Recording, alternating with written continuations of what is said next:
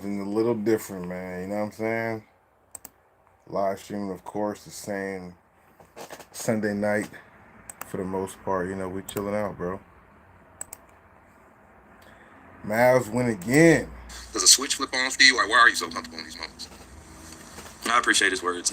Luke is funny, man. I feel like we're both born for this, if you ask me. But How did they win again, yeah, it's just bro? basketball, man. It's you got to give the game what it needs at times, and I felt like in that fourth quarter we had a good run going, and those guys were pressuring the basketball up the floor. So when we got into the paint, I felt like we just had to convert, get a How few they stops. win We were playing again? back and forth game for a How little they bit with win them, again, but bro? I had confidence in our guys when we got stops in that fourth quarter and we got out of That's transition. We just had to continue to crazy. push and get some easy ones, and then Definitely didn't down see the that stretch, coming. I that's thought where it we was make our gonna money, be man.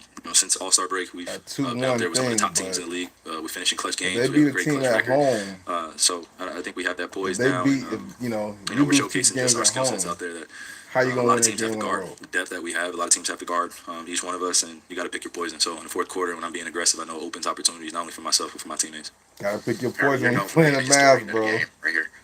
Thank you. I'm one of few. I'm one of the few that are actually a historian of the game in my age. But Crazy, bro. I know I've messed up in the past. How did the Mavs win another game? How'd they win it again, bro? That's crazy as hell. There we go. That's how we should do it. How they win the game again? I didn't see that happening, bro. It's kind of crazy, but it is what it is. I honestly thought it was gonna go. I didn't think the Mavs. I mean the Wolves did so good during the season. Nobody. I didn't see them losing, being able to get into a position where they get swept, especially with a team that's not as big as them. You know, you got the Mavericks, luckily enough, or not luckily enough, but able to, will their power, if you say, you know what I mean? They're able to establish their dominance. You know what I'm saying? They were able to establish their dominance. I think that's what really helped them get to where they had to go. Hold on 1 second, y'all. Okay, I think we good though. Yeah, they were able to establish their dominance. I don't think, you know, Minnesota's bigs aren't establishing their dominance enough. You know, Cat's over here lying. The inside of the NBA guys is kind of calling his bluff. What do you see at the end of the game? They had him. They had him. They were speaking to him, and he kind of was lying. He's like, I don't know. I don't know what to say. I'm gonna play what he said, but he lied. He said he's taking 1,500 shots after the games. And Draymond Green, I'm glad he's there right now. You know, on TNT, he called it out because Cat is lying, bro. This is kind of what's the guy named Jimmy Butler was speaking of when he was saying that these guys weren't real. They're just more concerned about the money and stuff like that, as opposed to really being dogs and really want it. You know, a lot of players in the NBA, we've heard Kobe and we've heard other guys talk about. There's a lot of guys in the NBA who are just really good off natural talent. They don't work on their game at all. So, you know what they give you, what they have, that's raw talent that got them there. They're satisfied with that. They don't work on their game even more, and that's kind of what Jimmy Butler was alluding to when he was talking about Cat and D'Lo, how they're not really dogs. They're just more for the show. And now that stuff is starting to come out a little more when you see how Cat's playing. He's a big, probably second biggest person on the court playing on the 3-point line when he needs to be down there. If you're 0 for 8 from the 3-point line, you need to go down more. Go down to the block and try to get some more paint points. You know what I mean? Kind of crazy to see him play like that. But then when I interviewed him, he's like laughing. I don't know what to say, man. Like, I put up like 1,500 shots a day. And right after, they're like, he's capping. I'm going to play that right now. Let me see if I got that part. He's uncomfortable. Shout out to producer. Let me see. Hey, I'm gonna have I'm playing. He laughing and shit, bro. What are you doing? Why is my signal doing that?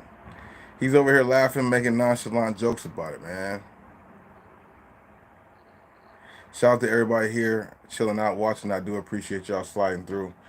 Um, yeah, Cat Williams. Carl Anthony Towns don't seem like he really wants it like that. You know what I mean? And I don't understand it. But this is what Jimmy Butler was talking about. Hey, I'm getting comfortable. That's what Jimmy Butler was talking Like I about. said, I know I'm putting. I gotta laugh at it. I'm putting up to 1,500 shots a day, and shot so well all playoffs. Confidence extremely high. He said I gotta And laugh you have about these it. unfortunate bounces and these looks that are just not going in. It's tough. It's tough for sure. I'm confidence wise, I just got to keep shooting. But we also have 1,500 shots. 1,500 shots in the playoffs. Like, when do you actually have the time for it? You might have the time for it, but really, are you making the time for it? A lot of people aren't. They need that extra time to rest. These playoff games are a little stronger than they've been before, as far as how the toll it is on your body. I'm just glad some people called it out and was like, "No, it's." He's talking about I'm shooting 1,500 shots a gotta game raise all of them. or whatever he said. Yes. Cat Kappa. He lied. No, nobody's shooting 1,500 shots a day right now. I'm surprised that you would wonder if I knew what that meant. He said nobody's shooting 1,500 shots a game right now, a day right now in the playoffs. No. Yes. Cat Kappa. He lied. No, nobody's shooting 1,500 shots a day right now. I'm surprised that you would wonder if I knew what that meant. These guys get old, so I'm not sure if they tell you to. That's crazy, bro. 1,500. Listen, first of all, I was 1,500 takes you. It takes you. Okay, wait before you go there. Because I'm a shooter. I know I'm a shooter. I never took shots. I did makes. So to make 1,500 shots. 300 in a day takes about 45 minutes. To make 300 shots takes about 45 minutes on average, is what Kenny the Jet Smith is saying. Somebody who is a shooter who shoots a lot. So for him to make 300 shots take about 45 minutes. So to shoot 15, well, he said makes. Cat just said shooting 1,500 shots. He didn't say making 1,500 shots. So there's a little room for error right there, but that just sounded fake. He's laughing, talking about, oh, I have to laugh about it. It's like hilarious. No, bro, you don't really care. You got your supermodel girlfriend. You just gonna be happy enough to have your bread and go chill out with her in the off season. They show her on camera almost like they do Taylor Swift for the Kelsey, bro. They always show her on the sideline right there, and it's like, he seems like he's just content with it. It's showing in the play, bro. It really is showing in the play. What Jimmy Butler said a couple years back is still true. The boy just happy about being there and being in the position he's in now. He doesn't want more. So Minnesota about to get swept. I thought they would win 2 games. I thought this series could go maybe 6 or 7 games. But now it might be a gentleman's sweep, if not a full-on sweep. I didn't really expect them to win tonight. I want Dallas to win and everything. I just didn't see it happening. I really didn't see it happening, bro. That's crazy. That is crazy, bro. You got to have some pride. And, for AE, I keep wanting to say AD, but for AE, allegedly, what is he? AE, Anthony Edwards, is allegedly the face of the league now. Really? The face of the league can't be getting tired. The face of the league can't be getting swept. I mean, Shaq said it too. He's gotten swept 5 times. So it does happen. But at the same time, bro, you got to do something to will it more. I think he caught a little fire towards the end when he got that dunk or whatever, but it wasn't enough the whole game. Maybe he feels like, maybe he feels like he has a player that's supposed to be able to have his back, so he doesn't need to go as hard as he needs to. However, that second person, which is Karl Anthony Towns, is not showing up right now like that, Well, he's a good shooter. Well, damn, he ain't good now. And you take your big ass down to the box. I mean, that makes... Take yourself down to the box, cat. Karl Anthony Towns, they say 15.6 in the last 5 games, 35% from the field goal. These are the playoffs, getting deeper in the playoffs. These rounds really, really count. Paint points, 7.2, and right now he's shooting 4 for 32 from the 3-point line. That's not going to win. That's not going to help nobody. You shooting 4 for 32 from the 3-point line, you definitely need to be going down to the paint and getting paint points, paint touches. But he's so used to trying to stay out by the 3-point line. He wants to be like Nas Reed. Maybe they need to take Rudy Gobert out the line. Rudy Gobert, however you say it. Take Rudy out the lineup and have Nas Reed start. They mentioned this too on TNT. It made sense. That way, Cat is more forced to be down low because Nas Reed is not a post-up player at all. So they need to do something to kind of force Cat to be down low, because or down on the block, because this don't make no sense, bro. I don't understand it. Dallas and Boston is kind of something that, we talked about before on this channel. Fatboy Kicks, what's going on with you? How you doing? Welcome to the stream. I don't see why that could not happen. It looks like that's gonna happen because I don't think Indiana's gonna, come back to win this series, and definitely Minnesota's not gonna do it. Now it's just a matter of time. When do these two teams match up? Is it gonna be sooner or later? Well, the playoffs don't start till June 3rd or 4th anyway. So regardless, but you would like to see some game 6s and 7s, but I don't think we're gonna really get that this year in the playoffs, which is unfortunate, man. Go Bear. Go Bear. There you go. Good looking out, Jack Black. I appreciate that. Go Bear.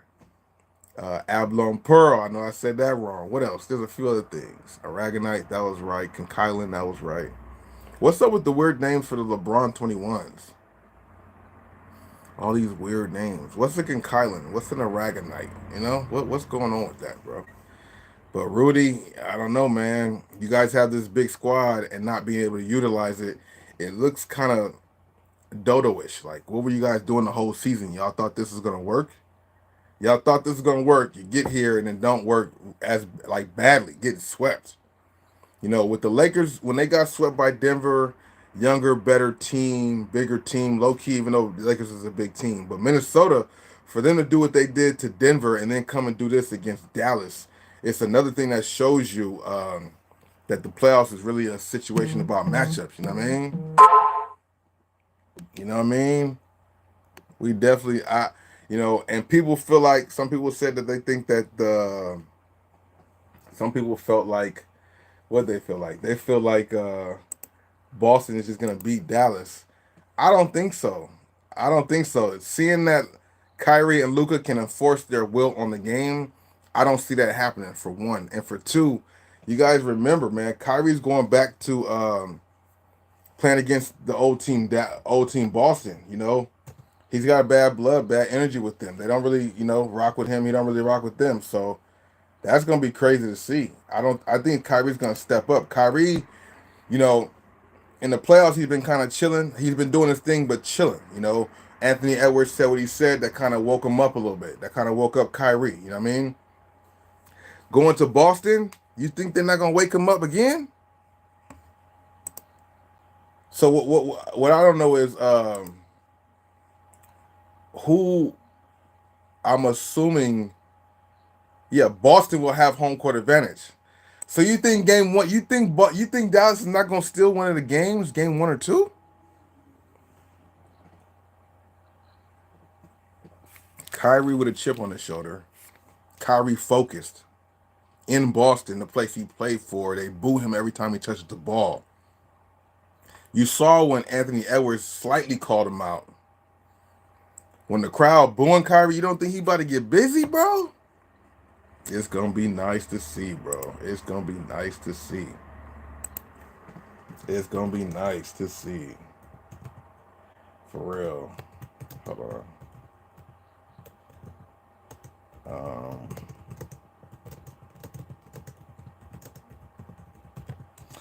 Yeah, it's gonna be good to see Kyrie get his second ring. Luka would get his first if that's the case. Shout out to that. You know what I'm saying? It is a new regime taking over the league, but one thing that is crazy, we got some bombshells. We don't know really what's gonna happen next season, man.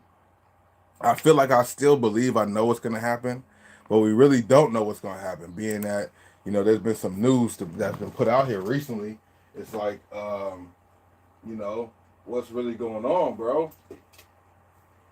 I'm really trying to find out what's the direction we got to go in, you know what I'm saying? The boy put his name out on a ballot, bro. He's free agent, you know what I mean?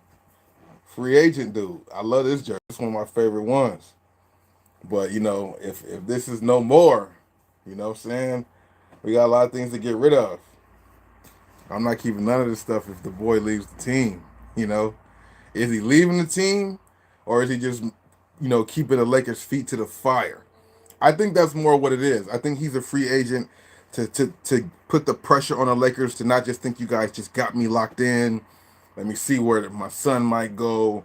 Let me see what players can be moved around, because a lot of people, usually when the free agent stuff comes around, players kind of wait to see what other players are gonna do. You know what I mean? There's a lot of key players that are available and looking to move around, and of course the Lakers got a lot of people they're trying to reach out to. So maybe he opts out to then come back to have a deal that's structured to where it works for more people to be part of the unit. Renegotiating contracts to make it work, similar to how they did in Miami when they had Bosch, Wade, and LeBron come together. Maybe take a little less to do this, to do that. You know what I'm saying? If not, if he's leaving, LeBron's not turning down 50 plus per year. So if he can get that only with the Lakers, or can he get that anywhere? Why? Because LeBron's always on sale. Very true. Who do you think is winning it all? Honestly, I think I'm going with Dallas. I think Dallas and them can pull it off, to be honest with you. I really think that could be the case. They're definitely, it's looking like they got the pieces they need. They got the two dominant ball-heavy dudes with a bunch of role players who know who the 1 and 2 punch is. You never have an argument on a team as far as anybody besides Kyrie and Luka who's the pecking order, who's the mainstay. You know what I'm saying? Mavs win by default. Prad, shout out to Prad too over here on my stream over here. We chilling. We live on Bobby Thrift. We live on both YouTube channels. I'm over here sending back a message. Over here on Bossco Mitchell and Bossco Live Therapy, live on both channels. So shout out to everybody here on the stream. Only with the Lakers. Oh, only with the Lakers. Oh, then yeah, he's gonna get that for sure. That's just to make it seem like that, make other teams think stuff, because that could also be a ploy for the whole. Yeah, that could be a ploy for him to distract people for his son's sake, because he wants to play with him, and if they want him to go to the Lakers, and people know that LeBron's with the Lakers, other teams might draft it just to mess that up, just to try to get in that, mess it up, try to get something out the deal. You know what I mean? Try to have some leverage. So if he goes to be a free agent, nobody knows where he's landing. I'm sure his announcement won't be made before the draft actually happens. And I'm sure whatever team lands him, that's where he will be going. Lakers get the 17th pick, I think, in the NBA draft this year. Will they pick him with the 17th draft, or take a chance on him floating around to the second draft, second round? For me personally, I think with him being a free agent, give them a chance to use that, use their second pick, because if he's not like on the Lakers roster that early in the draft, 17, they pick somebody else that Bronny could fall to the second round the way everybody's talking about him and stuff, and then Lakers could probably scoop him then. Or if nobody drafts him, because everybody's talking so down on his stock, if LeBron's not signed, if LeBron's not signed, nobody will pick him up. If Bronny goes undrafted, Lakers scoop him up on that type of contract. LeBron comes back, blase. B West, Brandon, what it do? Welcome to the stream, bro. Yeah, so that's gonna be interesting to see that he decided to go ahead and be a free agent, and the way that they announced it was, Rich Paul on a whim. I think he was on somebody's podcast or somebody's live stream and just like said it randomly. It wasn't even like a big announcement. It was just something he just casually said. You know what I mean? It's known that LeBron won't turn down $100+ million from the Lakers. Yeah, I mean, that's a true statement. If that's the case, if he can only get $50 million with playing with the Lakers, re-signing there, then he's strategizing why he went as a free agent. So the other chips can fall where they may, and they don't feel pressure to grab Bronny in the first round because they feel like he could stick around to the second round. Now, Prad said CP3, he thinks CP3 is done. Possible. I thought he should have linked up with LeBron some years ago. Now, if he links up with LeBron, that would be crazy because, Scott Foster's a real thing. That Scott Foster shit's a real thing, bro. So, get to these crucial games in these playoffs, and you got Scott Foster reffing a Chris Paul game. I don't know if I like that. I don't know if I like them odds, but a lot of people are saying that Chris Paul about to link up with LeBron, if that happens and Chris Paul is willing to be like the veteran that he's supposed to be and like teach Austin Reeves what's up, give Austin some game. Are the Lakers keeping D'Lo? You know what's up with that? If they get Chris Paul, keep Austin Reeves. If they sign or draft or pick up Bronny, that's a good point guard to learn from. You know, it's a lot of scenarios, kind of far down the road, but what's next?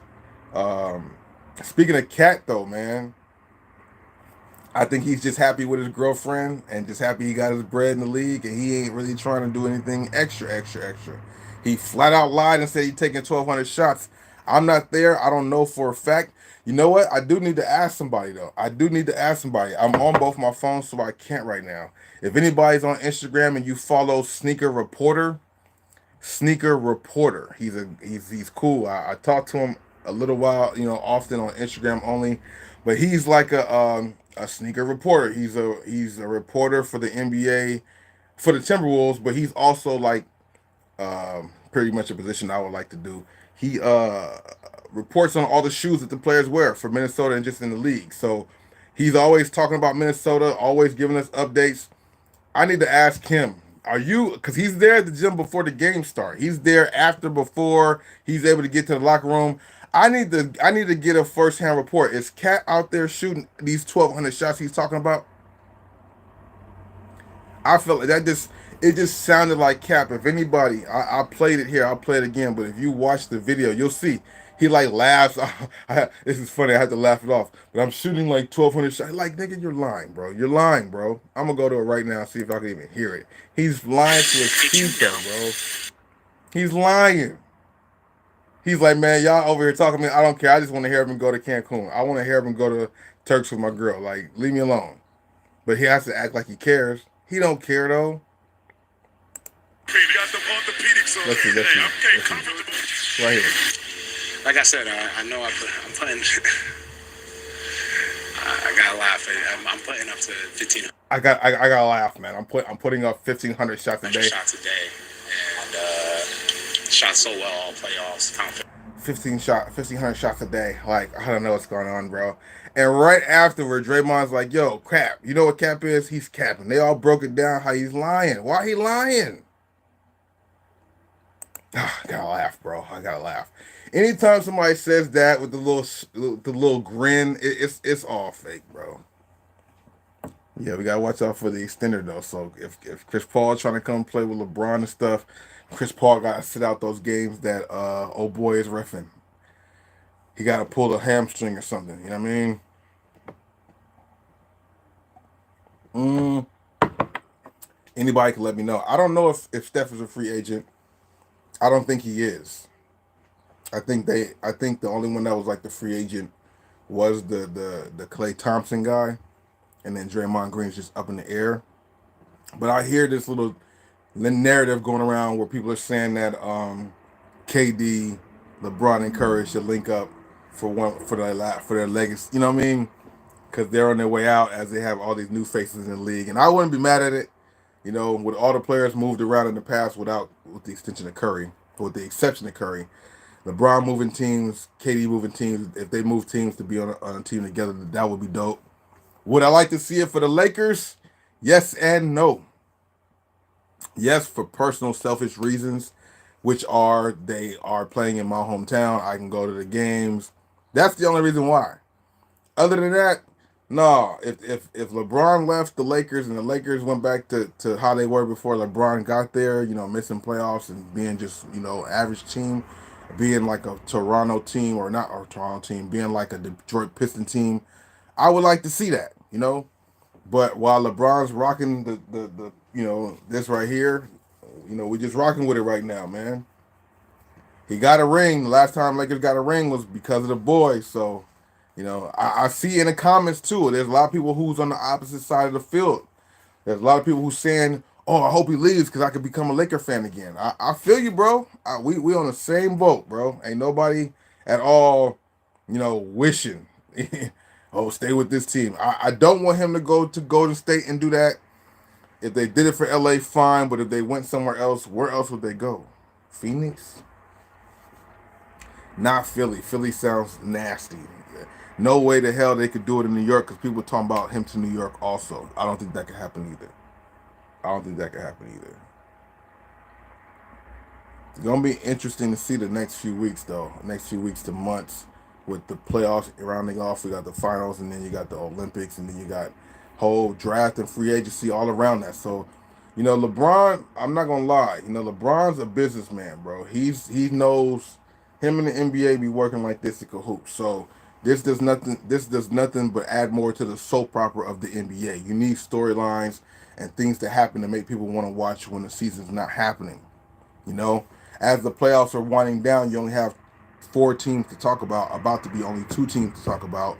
You need more things to be popping. As football's coming around that corner and baseball's here, you need things to keep basketball relevant. So with them announcing this LeBron thing on the slide, how they did it, it's just a whole nother buzz topic to talk about while the finals is going on. So people are talking about LeBron while he's chilling wherever he's chilling before, they get ready for the Olympics. Hey, Mark. Hey, they said it all day. They said it all day on TNT. Cat needs to get his ass inside. You know what I mean?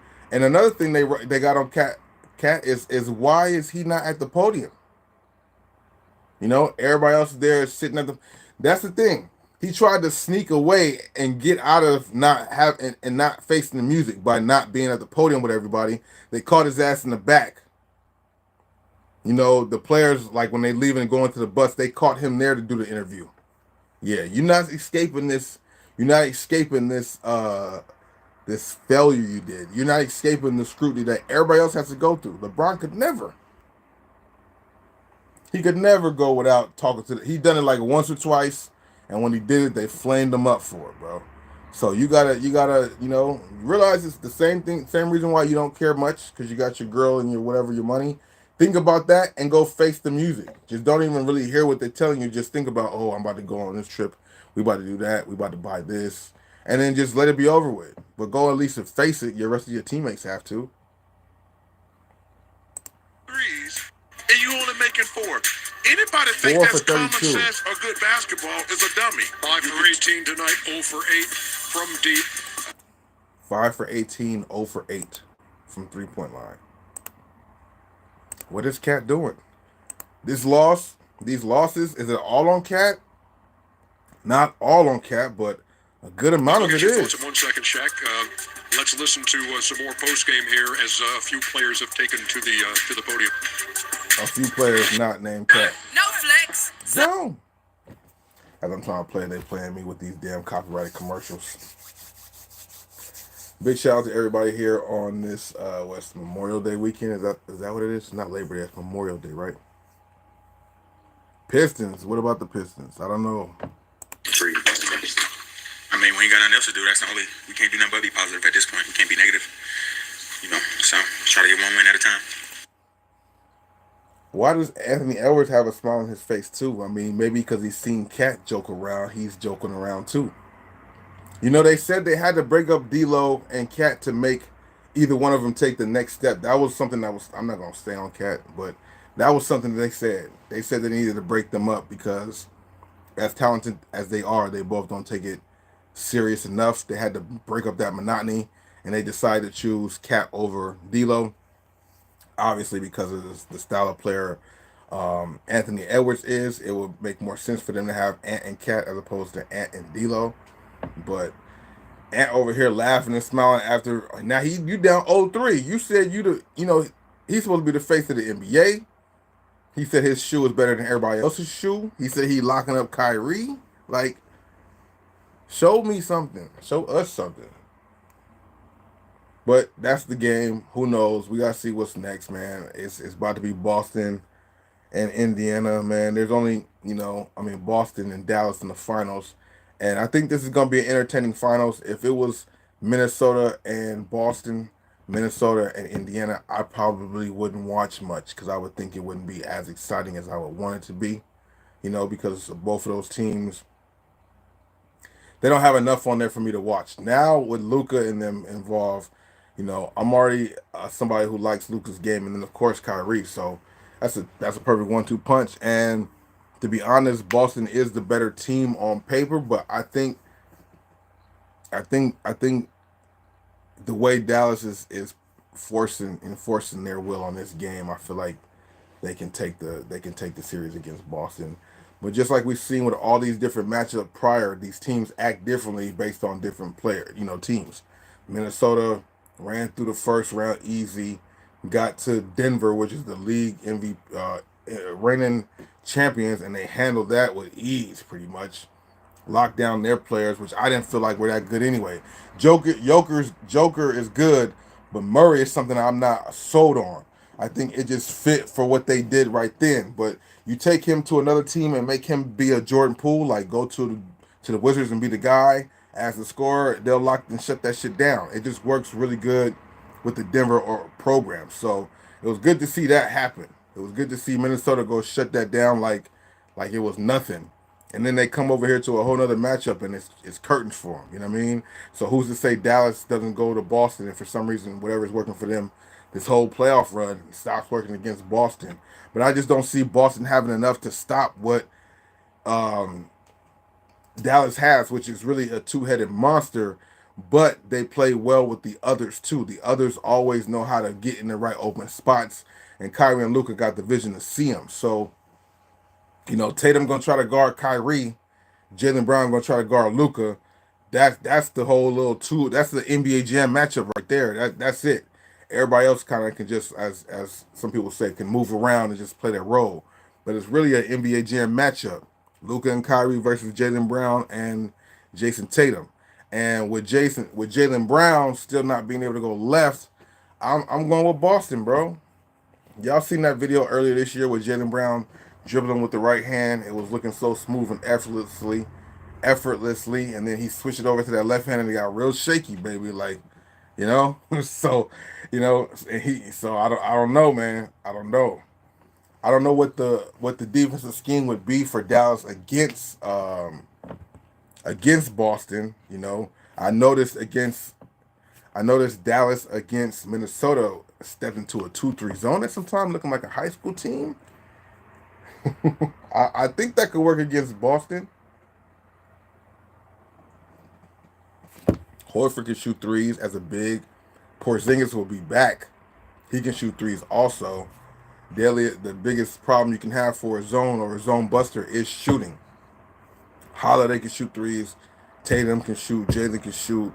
Porzingis can shoot. They got some people who can shoot. Even the ball-headed dude can shoot on a team. So Dallas would have their work cut out for them, but that's what it looks like on paper. I feel like things will be neutralized when the games actually happen.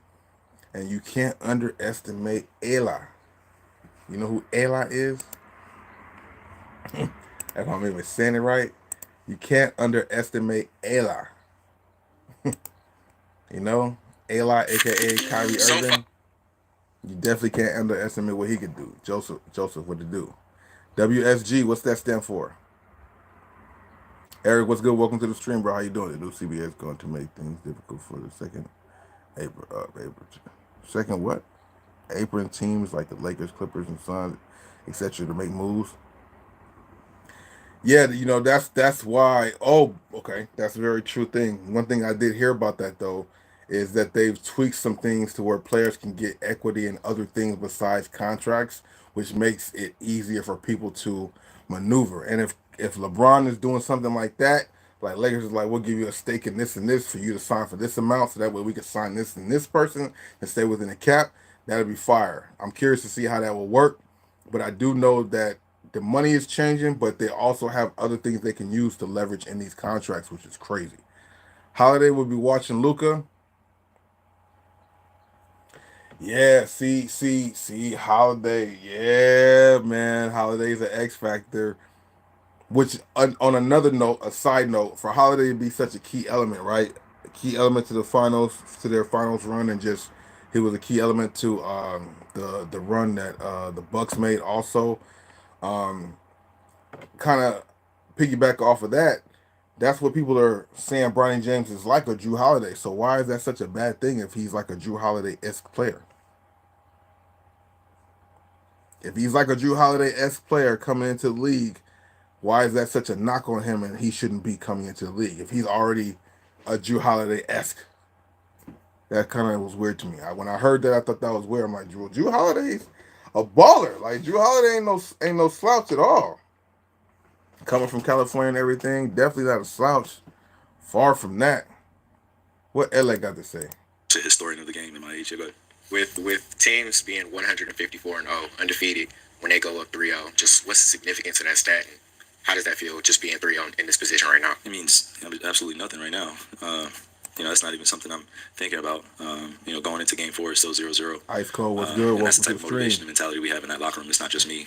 We feel like the job is Are y'all able to hear Kyrie? We're going against one of the greatest teams in the world. They still have the capability of beating us on any given night, and we have to treat them like that. So, it's a time to celebrate after the game, but once I get up here, it's on to the next thing and thinking about my recovery work, put my kids to bed, watching film, and just getting ready for this war, man. War-like battle that's gonna come. There you next go. Game, so see, he learns from his mistakes. He getting ready for this war. I mean, war-like. Like he's correcting everything. He know y'all hanging on every single word this man says. He gonna be extra on his P's and Q's, and I rock with it. You know what I gotta mean? appreciate where we are, but at the same time, don't take it for granted, and don't take the other team for granted. Don't because take it for granted, pretty sure they're man. gonna watch this interview. Wise study all words. our habits and see if we lay down a little bit and get comfortable. I don't want to get comfortable at all. No comfortability. Never content. Never content. I got it right here. Never content, bro. You can never get comfortable, complacent, content, especially when there's more at hand. I wish this guy was able to play with LeBron again. He would have at least 2 more rings. Him and LeBron would have 2 more rings, man. That, man.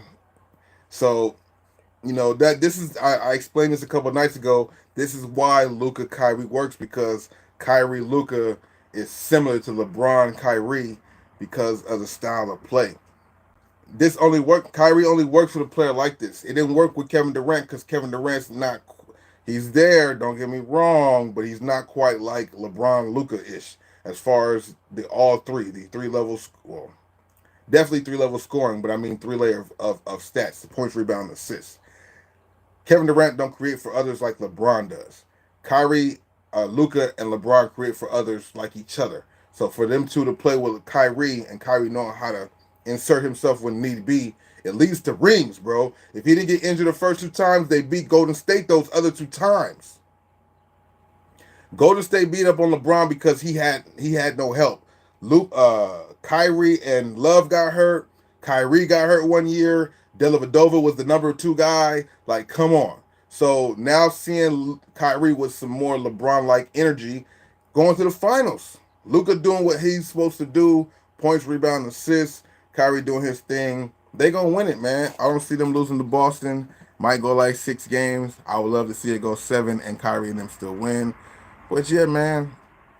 I don't know, man. If there's no injuries, that's what can happen. You know what I mean? Celtics are frauds, choke artists. Possibly. I mean, they are where they are right now doing their thing. They are at the top of the East and dominating the East. About to smack the heck out of Indiana right now. Indiana, I felt like Indiana was kind of the frauds. I think if Indiana would have lost to New York, like New York would have gave Boston a more run for their money in this playoff run, I think that would have been a better matchup, even though New York started getting depleted because of the injuries. Injuries is the biggest thing, bro. Injuries is always a cold part of it. You know what I mean? But that's part of the game. But it's part of the game, but it's a part that does count for something. You know what I mean? There's no way people cannot tell me that Golden State doesn't lose to Cleveland 1 or 2 of them times when they went back to back when Kyrie got hurt. Kyrie was cooking Curry that first time around and he got hurt and fucked his knee up. Cooking him. Crazy, bro.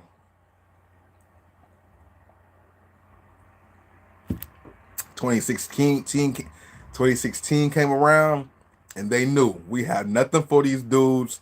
Kevin, come help, please. We got nothing for these 2 dudes out there in Cleveland. Kevin, come here, please. Kevin ran his little ass on down there. And that's what we got, man.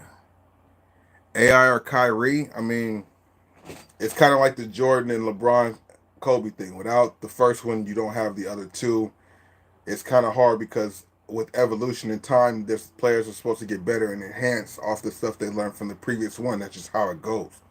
The next generation is always going to be better, which also proves from my argument of a LeBron Jordan thing, even though without Jordan there's no LeBron. But the players and greater players Jordan played against is not the same level and greater players LeBron had to go against. Jordan never had to play against a team nowhere near like Golden State. Let me know one team Jordan played in the playoffs, regular season, that was equivalent to Golden State Warriors team. And you let alone beat them in the finals where you got to play them 4 times when they strategize and everything around you the whole month. You know what you play. Come on, bro.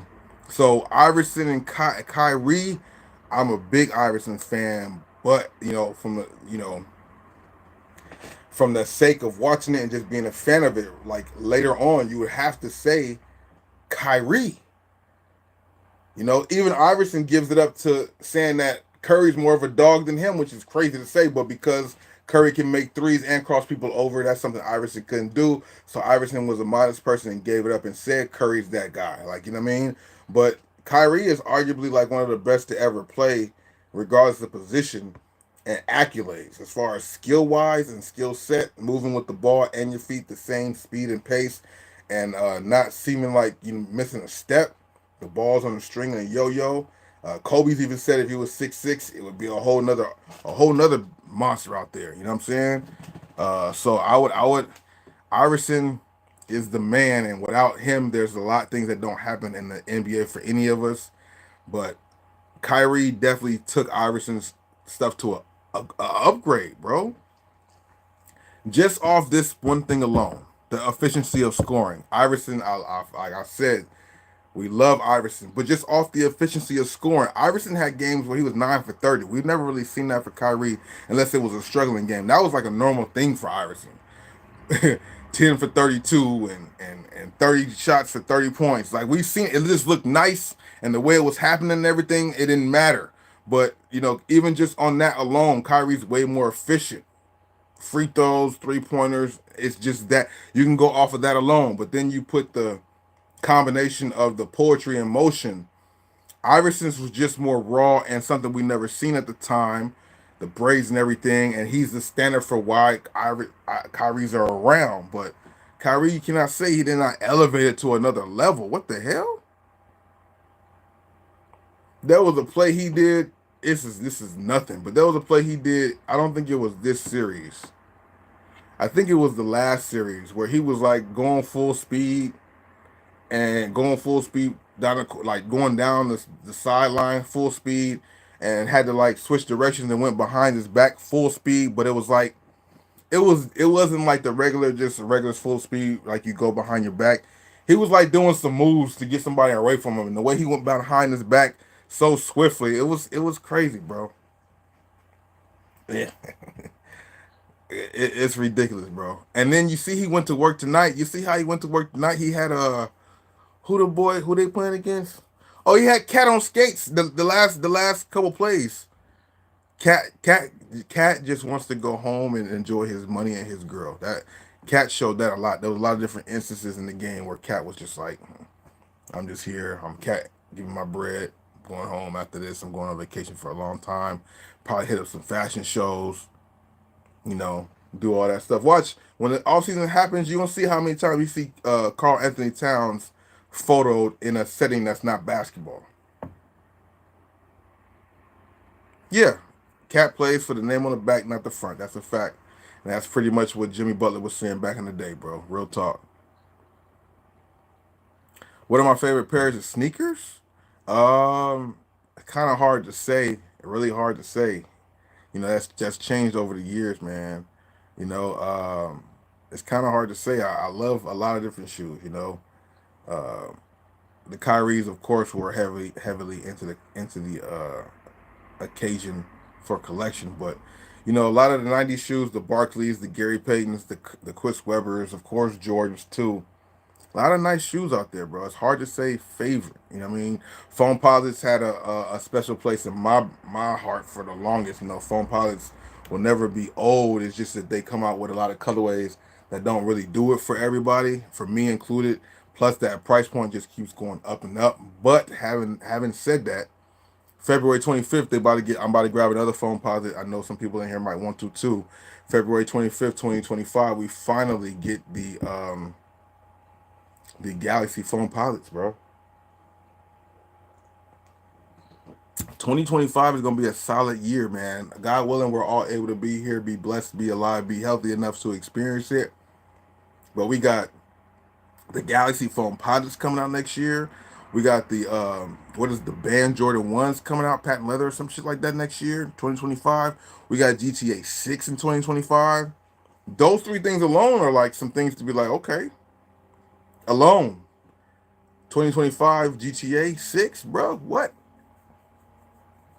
I just feel like they're gonna make us wait till like December 2026, some type of shit like that, bro. Like, come on, man. It's not gonna be January 2025. It's gonna be like June or December, bro. They're gonna push that back, bro. Celtics haven't won anything significant since 16 years ago. Goofy Celtics fans worried about how Kyrie disrespected the center court. Yeah, a lot of people didn't like what he did there.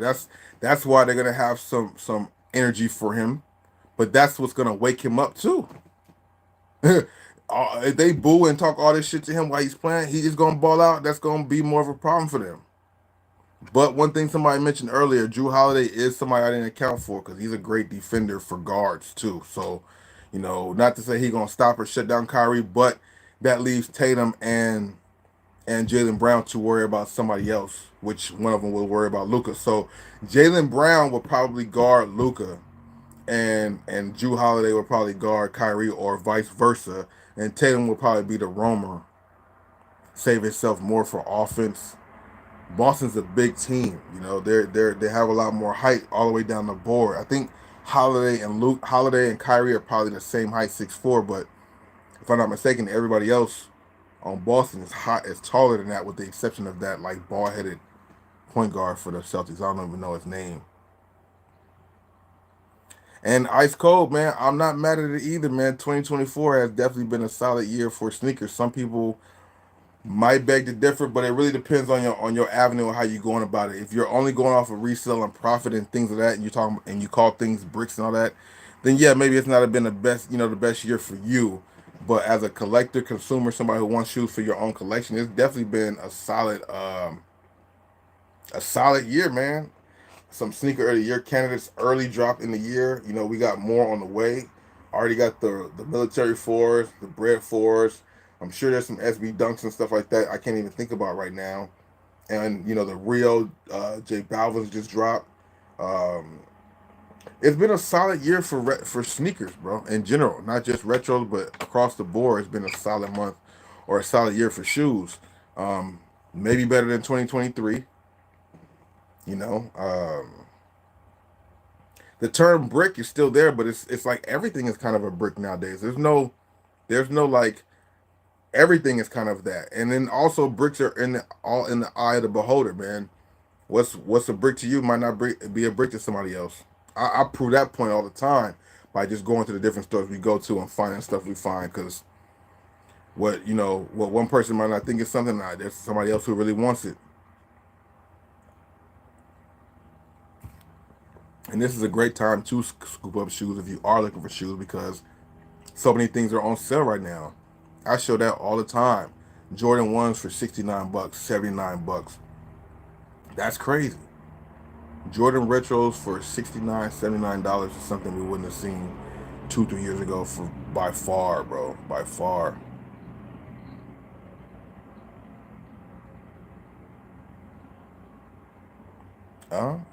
Curve that hat. You won't have those loose gaps on the side. Oh, that's why people curve their hats. It's not too loose. Maybe it just looks like that with the shadow. But yeah, I don't know. I got a couple hats that I curve or that come curved, but I don't know, man. I don't know. I've heard people mention that. Curve your hats. I don't know. Adrian, what it do? Shout out to Brazil. Welcome to the stream from Brazil. Kobe's never a brick. They selling out. Yeah, for the most part, Kobe's don't brick. Kobe Kobe's don't brick. I guess that's safe to say. But I do see people returning to Kobe's. I do see Kobe's sitting around every now and then, but not nowhere near like anything else. Like the other day, I seen at Chic they had a couple pair of the Venice Beach Kobe's. It was like a size 8.5 and maybe like a 9. Only a couple left. Maybe returns or restocks, but yeah, Kobe's. I mean, Kobe's don't sit around, but it's it's not. No disrespect, but Kobe's don't sit because people are trying to profit off the guys not being here. Not everybody's buying them because they want them for themselves. They're buying them to see if they have any potential or think that they will have potential pretty soon, because 9 times out of 10 they will. That was one thing that was sad to see, bro, but it is the life. It is what it is out here in the world and just in general. A lot of people buying and scooping up Kobe things just for the profit part, not caring really about, you know, the man and what it was, but, because they can make some bread. And you can't,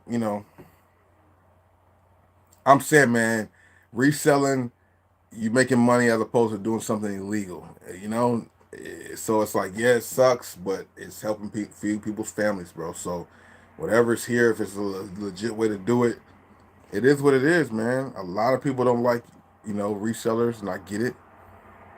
But being that I am a reseller too, I understand that side of it. It's pros and cons to everything, and it is a job. It's resellers definitely. You got to put in some effort and work. You definitely do. It's not some easy stuff. I have videos talking about that stuff, man. A video that I have on my channel, Bossco Live, talking about the resale game, and people saying I'm contradicting what I'm saying, and I'm over here trying to excuse why I'm a reseller. Like, I'm not trying to excuse anything. I'm just speaking on why I do what I do. I don't care how it makes other people feel. I'm doing what I'm doing. I don't know. I'm not an asshole at what I'm doing either, so I don't feel no way about it. But I think that's a whole topic that can just go back and forth between a reseller and the consumer, and to be on both sides of it is kind of crazy. But yeah, man, people will hate on resellers all day. Yeah, I do. I'm in the process of trying to maybe switch that up because they've changed some rules about LLCs out here in LA. You know what I'm saying? You heard? Yeah, so we gotta actually fix that, man. Until selling kicks is illegal, I'm good. Yeah, it's never illegal. It's legal all day. All day, man. Man, are you putting my shoes? Which ones? I do have some 13s up there. Hopefully before the week is up, there'll be a lot more 13s up. I said it the last 3 days, but the last 2 days weren't intended for me to do it, so I'm not just procrastinating or speaking on something. But this coming week is, I'm going through a lot of my shoes. I plan to film some type of collection video, and then a lot of my shoes, I will be selling them through my website, bosscosgoodies.com. I'm a size 13, so if you guys are looking for 13s, most of the shoes will be used but in good condition. I will have some new shoes probably up there in size 13, like some out of my collection, but for the most part, it will be used shoes that I have. But yeah, no, definitely. Do you own any retro ones in a size 9? Unfortunately, I don't. Not a size 9. I do have a retro Jordan that's a women's Jordan, but it's like a size 6 or 7. Yeah, my website for the most part is like hats, shirts, Funkos. You got shoes on there too, jerseys, shorts, like basketball shorts, things of that nature. You know, in that realm of things. I got some more stuff that I need to upload to the website. But these last 2 days I've been out doing these live streams and getting some other content and just taking care of other business. So I was trying to do that these first 2 days. Tomorrow and tomorrow will probably be a more live stream day too. But then following that, we gotta knock out these videos. I still have to film the video for these and then ship them off on Tuesday. The KD17 penny colorway finally came out on the 24th. Definitely a dope shoe. This colorway is pretty nice. Just to talk about them a little more, break them down. I've seen some detail of them. They're not too bad. Some people have complaints about them. Not mad. The shoe is pretty dope. But, overall on the main channel, we got to get some content about that up there. I don't know, it's something else too that I can't think of right now because my brain is all over the place. But yeah, man, we trying to. It's past spring, but spring cleaning still has to happen. Okay. Oh, damn, I got mucus in my throat. I got this hat. I got this hat maybe like a couple months ago at Lids. Every few months they be having them annual sales. No, not yet, not yet. I haven't sold the KDs yet. I have to put them up on the site actually. I still have them on like gold listed, but I haven't put them up on the website. I have the KD Weatherman in a 10.5. The 13, the KD is something that somebody wanted. I got that for them. The KD Weatherman was something that I thought somebody was gonna want too. Because I have a few members who are 10.5, but nobody kind of bid on it. So okay, that's cool. I ain't tripping. But I'll have it up on the website unless somebody hits me up for them beforehand. They still have them around. Some stores still have the KD4 Weathermans out there, but not bigger sizes, and they are starting to disappear more and more. You know what I mean? Pratt, I appreciate that, bro. Thank you for the $10 HK. I'm not sure what that is, but I appreciate it. Thank you, bro. All that does help. It goes towards the pot. You know what I'm saying?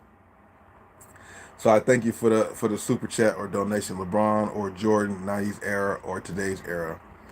You know, it depends on what you're saying. What do I feel like is the best? What did I enjoy more? There's levels to it now. I can't just say flat out what it is. There's definitely levels to it. Not to make any excuses or anything, but the 90s was the nostalgia. The 90s was the era I grew up in, watching, being in my most impressionable state. I spoke about this to somebody else, or maybe yesterday. 90s was the influence for me. So 90s was very nostalgic, and I liked the league that those years. The players were great, you know. But you think about it, the evolution of things and how much things have changed in positive and negative ways. You gotta change. You gotta take it in its whole totality. You know what I'm saying? In the whole big scheme of things, I think I like the '90s era more. I like that energy, that competition level, that talent level as well. You know what I'm saying? I liked the way that was. Real grown men going about their business the right way, getting, putting in buckets, doing their thing. A lot more of the morals you grew up on, you know what I'm saying? I felt like was placed in those eras of sports. The new era, new generation is definitely different. Everything is different, and you have to change and change with the time. So I get that, you know. This era seems to be a little bit more finesse, a little bit more softer, which is something that is kind of a disappointment for the most part. You like the grit and grind of the 90s, the competition and aggression of the 90s. That's just not there in the new generation, which waters it down, which takes away points. The talent level has gotten much better than it was in the 90s, though. That's by evolution alone, so that's a fact.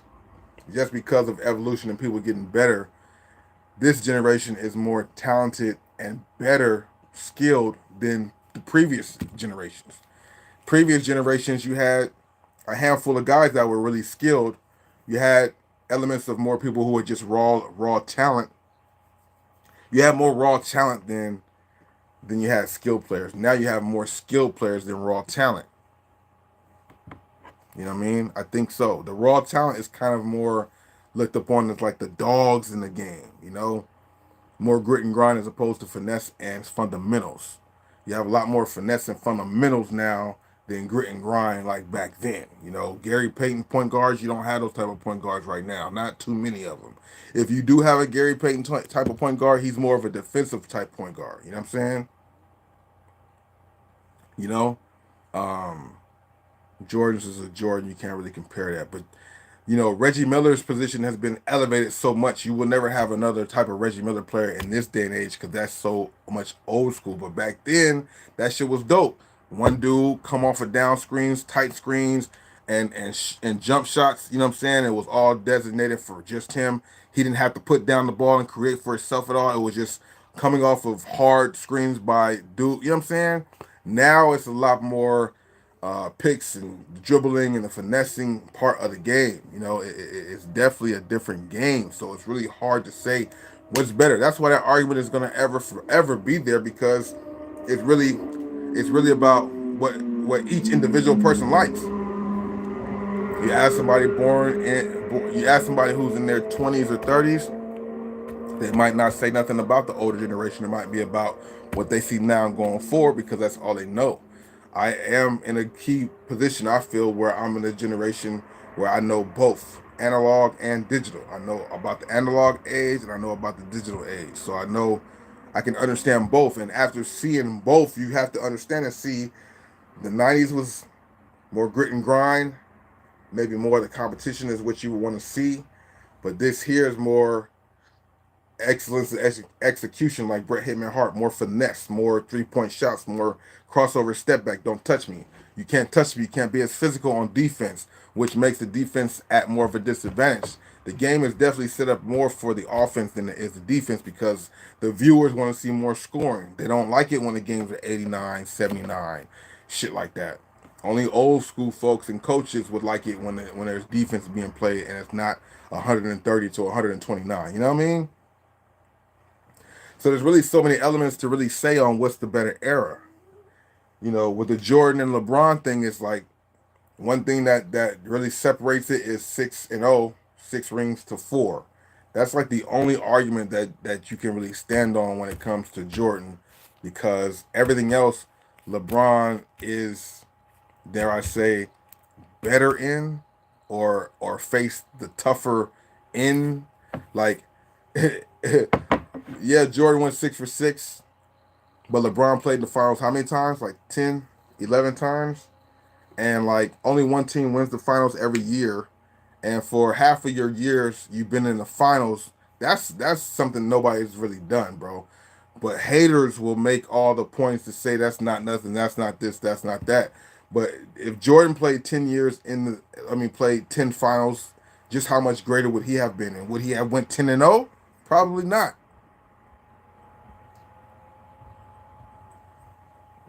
Shout out to Eric. But then again, maybe he would have, because here's the other caveat thing, right? People want to get, we can go down this route all day. People want to get mad at LeBron for leaving, going to other teams and teaming up, blah, blah, blah, blah. Jordan never did it. He stayed with one team the whole time, blah, blah, blah. But I was talking to somebody the other day. I don't know who I was. I don't know if it was Cool or whoever, but the Bulls, man, they did the same things that LeBron and KD are doing, but only they didn't have to leave. Like the Bulls snatched up all the best elements from other teams to add to Jordan's greatness. It wasn't like Jordan just took the team he got. It wasn't like Jordan did a Curry and everybody got drafted. We drafted and we did this together and boom. No, they went and got the best two-way guard that was giving Jordan problems, but Jordan still kind of succeeded over him. They went and snatched up Ron Harper. Then they had another guard that was a really good on-ball defender and gave Jordan little problems here and there when they faced him. They scooped up Randy Brown. They went and scooped up arguably the Kukoc, or the Jordan overseas, that was Kukoc. They went and got the best defensive rebounder person to be ever in the league. That was Rodman. They added all the best to come over here for them to continue to stay their dominance. So it wasn't just like he took a bunch of scrubs. Him and Pippen took a bunch of average Joes and just dominated, and it was all him. Fuck no. Where did Kerr come from before he added Kerr to the team? How good was Steve Kerr before he came and played for the Bulls? Like, it wasn't like the boy just did it and just made these guys better, and then that's why they all became great, and it was all because of Jordan. No.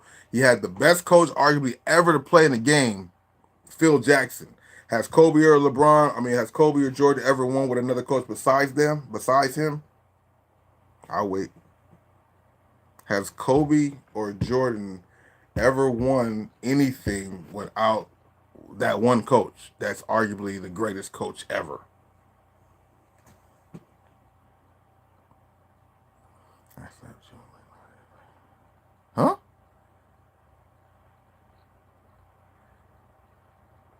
Who is that? Slap me. Soda drink. Oh, that's some good old Barks root beer, bro. That's greatness. Star, the Jordan made them better. He made Kukos better, who was already named as like Michael Jordan over in Croatia. He made Rodman better. Rodman dude wanted to just play defense and grab rebounds. If anybody he made better, you could say he made Pippen better, which is a great person to make better. I get it. But Pippen was no slouch already himself. Don't get that wrong. But if there was a player you could kind of say he was with him from the beginning, kind of developed him and, kind of made it rubbed off on him because he was a number 2, Pippen. That's a great person to rub off on and mold into that guy, That's crazy in itself. Can you flip it to LeBron's side? How many no names that he made somebody? Whether it was somebody for a long time or a short time. LeBron's the reason why KCP got a big check over there playing for Denver. Don't get it twisted. You know what I'm saying? Like, LeBron is the reason why I know about Matthew Dellavedova. That's why I know about him and that guy's name, because LeBron and what they did in the finals and how well he set Dellavedova up to look like he was any type of comparable opponent to Curry.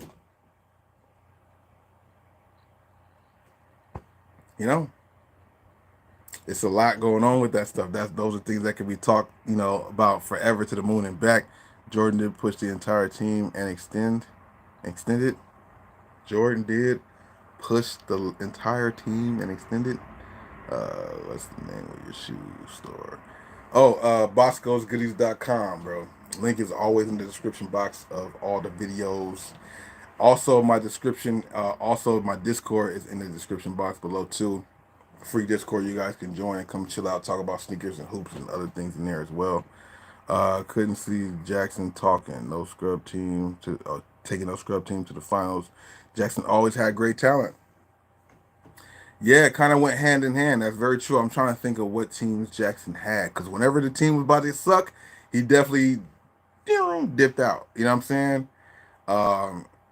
It's kind of hard to say that for Phil, because they brought him on. I don't know what teams Phil coached before he got MJ and after. I don't know. That's a very good point. I don't know the super history on Phil and how many teams he's had without Kobe or Jordan on his team. Kobe, Jordan, or Shaq. He's only coached great players. That's a very great point. I would have loved to see Phil Jackson coach LeBron. If Phil Jackson could have coached LeBron, or Pat Riley could have coached LeBron in Miami, they would have had not 5, not 6, not 7, not 8. They would have probably had that if like a Pat Riley or Phil Jackson was coaching that Miami Heat team. If you had that triangle offense in that Miami Heat team, the triangle offense, that would have looked crazy there. The triangle offense with the Heat would have looked crazy, because there was never no need for a real point guard. If LeBron ever decides to become in the post more, like if he played with Chris Paul, okay, cool. Will you let Chris Paul bring the ball up every fucking time and you just take your ass down to the block and work from the block and the elbow? Like if LeBron decides to do that now, see, that's the whole other thing with LeBron, because he has stages and elements to his game. Jordan, stages and elements, how many does he have? Tell me. Stages and elements to his game. How many stages of Jordan's game? It was the high flying to the back in the basket, and then he was done, right? Not the point. LeBron got the point guard stage, got the guard everybody stage, got the facilitate for everybody stage, the coach and point guard stage. If he can get to the stage where he's just the receiver, pause, like somebody else is creating stuff and he's the one diving back door for the lob, or starting the offense at the high post, or even on the, dare I say, on the low post, that's just something that will add 3-4 more years to his game, because he got that in his game. The flop stage.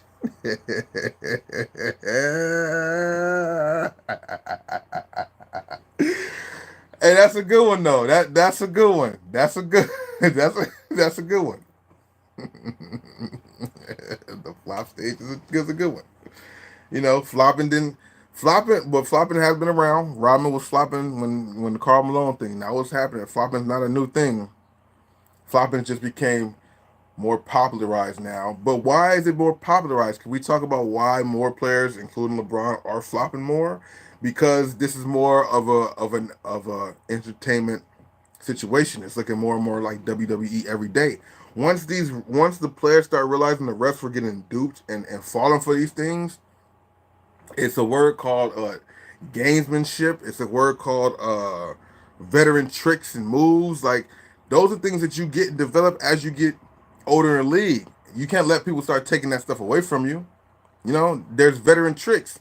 I remember back in the day, the 90s to the 2000s, like the trick for the players in the post, once they really couldn't guard players as much, they start pulling a chair. That's like a form of flopping on defense.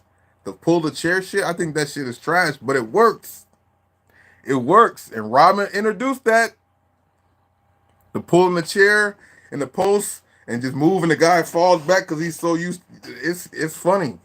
That's flopping in another way. That's adding to the theater of it. That's the refs falling for it, so we're gonna extend it more. It's the same thing with the Kobe and the Chris Paul and the Kevin Durant and the Wade. When you're guarding them, they have the ball in the 3-point stance, and you as a defender got your hand there like trying to like probe whatever's going on, and they swipe up under your hand that's extended and go up like they're going for a shot and a foul. The refs call the foul.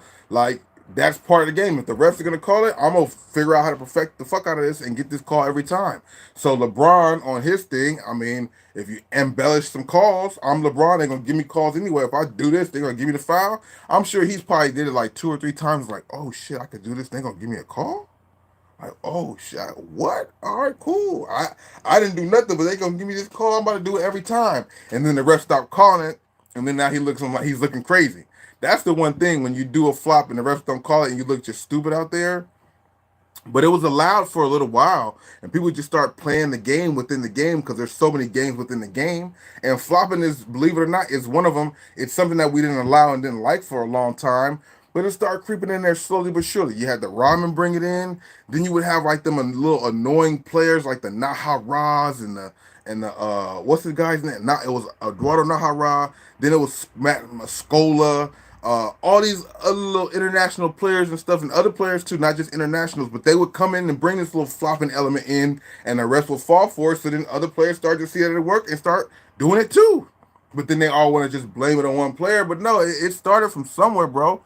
People wasn't just flopping in the league just to out of nowhere. It's a pattern that started. You start to see, oh, you calling it? Oh, that's working. Oh, I'm about to do it all the time. So then James Harden study the rule books and figure out how he can get a foul every time he plays. Either I'm going to score or I'm going to get a foul. Going to the line 30 times in the game because he learned the rules. That's a strategy in the game. Ain't nothing wrong with that. But then when they stop calling it, you look crazy out there. You look like you're flopping. You look like you're this and that. But for a long time, these strategies was working. So it's just about the players to realize, all right, they're not calling it. Let me stop flopping because now I look crazy out here. Kicking my foot, falling for no fucking reason on a shot when the dude didn't touch me. You guys still see refs still falling for it. So it's not like it's out of here. It doesn't work. But it's learned behavior, bro. And I just hate that the boy gets the brunt of it because he's one of those guys that analyzes the fucking rules and learn how to learn every fucking in the league. For as a veteran, that's what you do. You find all the not cut corners, but like short corners that are working, not cheating the game, but you need to find the ins and outs. That's the whole point of being a veteran, bro. Fuck out of here. It's part of being a veteran. It's part of the game. It's the gamemanship. Game within the game, bro. You know what I mean? Official manipulation is very important in sports. They fucking control the game. Yeah, pitchers in the strike zone. Exactly, bro. No, that's not right. You got to stretch that strike zone out a little bit, man. Give me, you know what I'm saying? All right, you know what? I got you. You can pitch a little outside the zone. I still got you. It's because the refs are human too, bro. So it's a strategy within the strategy, and you can't be mad at people for taking advantage. You gotta, the days of us wanting to see, or the days of us getting the things like we used to get it back in the 90s, those days are gone. We're in the 2000s. I don't like it as much as some people don't either, but You gotta adjust to it, or else you're gonna just be the grumpy person back in the day. Like, oh, I remember when it was like this and like this. Well, it's not like that now, and they're not ever going back to that. So you're either gonna enjoy somehow this or just not enjoy it. And that's partially why I don't watch the NBA as much as I did. I used to watch every game, almost every dribble, especially when a boy was in the league. I was watching every game, but after time, you just fall back from it a little bit because you understand it's entertainment more than the actual competition part. That's where you want. That's a whole other conversation right there. Because I feel like in the '90s it was more really solid, real competition. Now it's more theater and theatrics. It's all WWE, not just separate. It's all WWE. So you know you got to just watch it as take it with a grain of salt. You know what I mean? Enjoy it, and that's it. I had a great conversation with the homie the other day. I watch football. I don't watch it nowhere near like I used to, but if I watch it, if I say I have a team, was whatever, the Cowboys. But after a while, you gotta be smart. After a while, you see how these motherfuckers every fucking year do the same thing. Every year, at the beginning of the year, they about to win the Super Bowl. They about to go to the Super Bowl. They killing in the regular season. We winning the division or about to win a division. And right when it gets to the playoffs, they just go nosedive. And every year it's the roller coaster ride of up and down, up and down, up and down. Then the season's over. For example, let's just use this last example. This last season. Oh my God, so much promise. They go to the first game. They do all this to get the first game at home and then get blown the fuck out. And then you're like, not now, but like in the past years, I would have been like, distraught and mad. Fuck, they lost. We're so good during the season. What the fuck? A week later, 2 weeks later, to the Super Bowl. Why the Cowboys lose? Letting that fester in your head. And then one day you watch Saturday Night Live while your team is out the playoffs and you see Tony Romo laughing it up on the stage, or you see them somewhere else laughing it up like they didn't lose a game out of all the stakes, everything. They didn't lose. They over here just acting like life is normal, nothing's changed. But you're still mad about the game. Fuck, fuck this team, and I don't like that team. And they over here just chilling, partying, hanging out with each other like nothing. I'm the crazy one now, being all mad and emotional over my team losing. You gotta understand and realize what it is. Put things into perspective and know that this shit is just entertainment. So the whole the whole thing is entertainment. The flopping, the ref calling. Just don't get too invested in it, man, because this shit is crazy, bro. This shit is very crazy. Referees or flops kill the league. Good looking out, bro. I appreciate another 10. Thank you very much for that, bro. It's a combination of both because without one, you don't have the other. You know, without the refs falling for the flops, you don't have the flops coming into the league.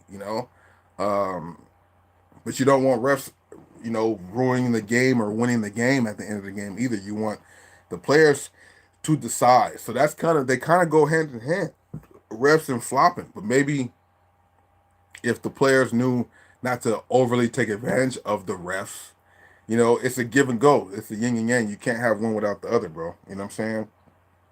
Now that they're trying to add the whole new finding for flopping, I understand that, and that's kind of good, to take the flopping out because, like I said, the flopping looks embarrassing and looks crazy too when when you got a player trying to flop blatantly and they don't call it and the motherfucker's just on the floor like, oh, and the nigga just shoots a three and makes it and runs down. That shit look crazy. It look wild. I know if you're the player who flopped and is on the floor and you're looking up at the stadium ceiling and you look over here, all these people looking at you on the floor while the play's running down the other way, it's like,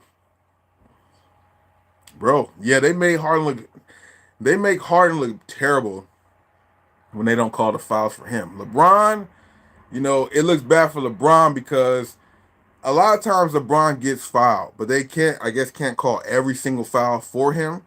So when he cries, when he cries, I was about to say complains. When he cries about a call, it looks terrible. You know what I'm saying? But the dude does get fouled a lot.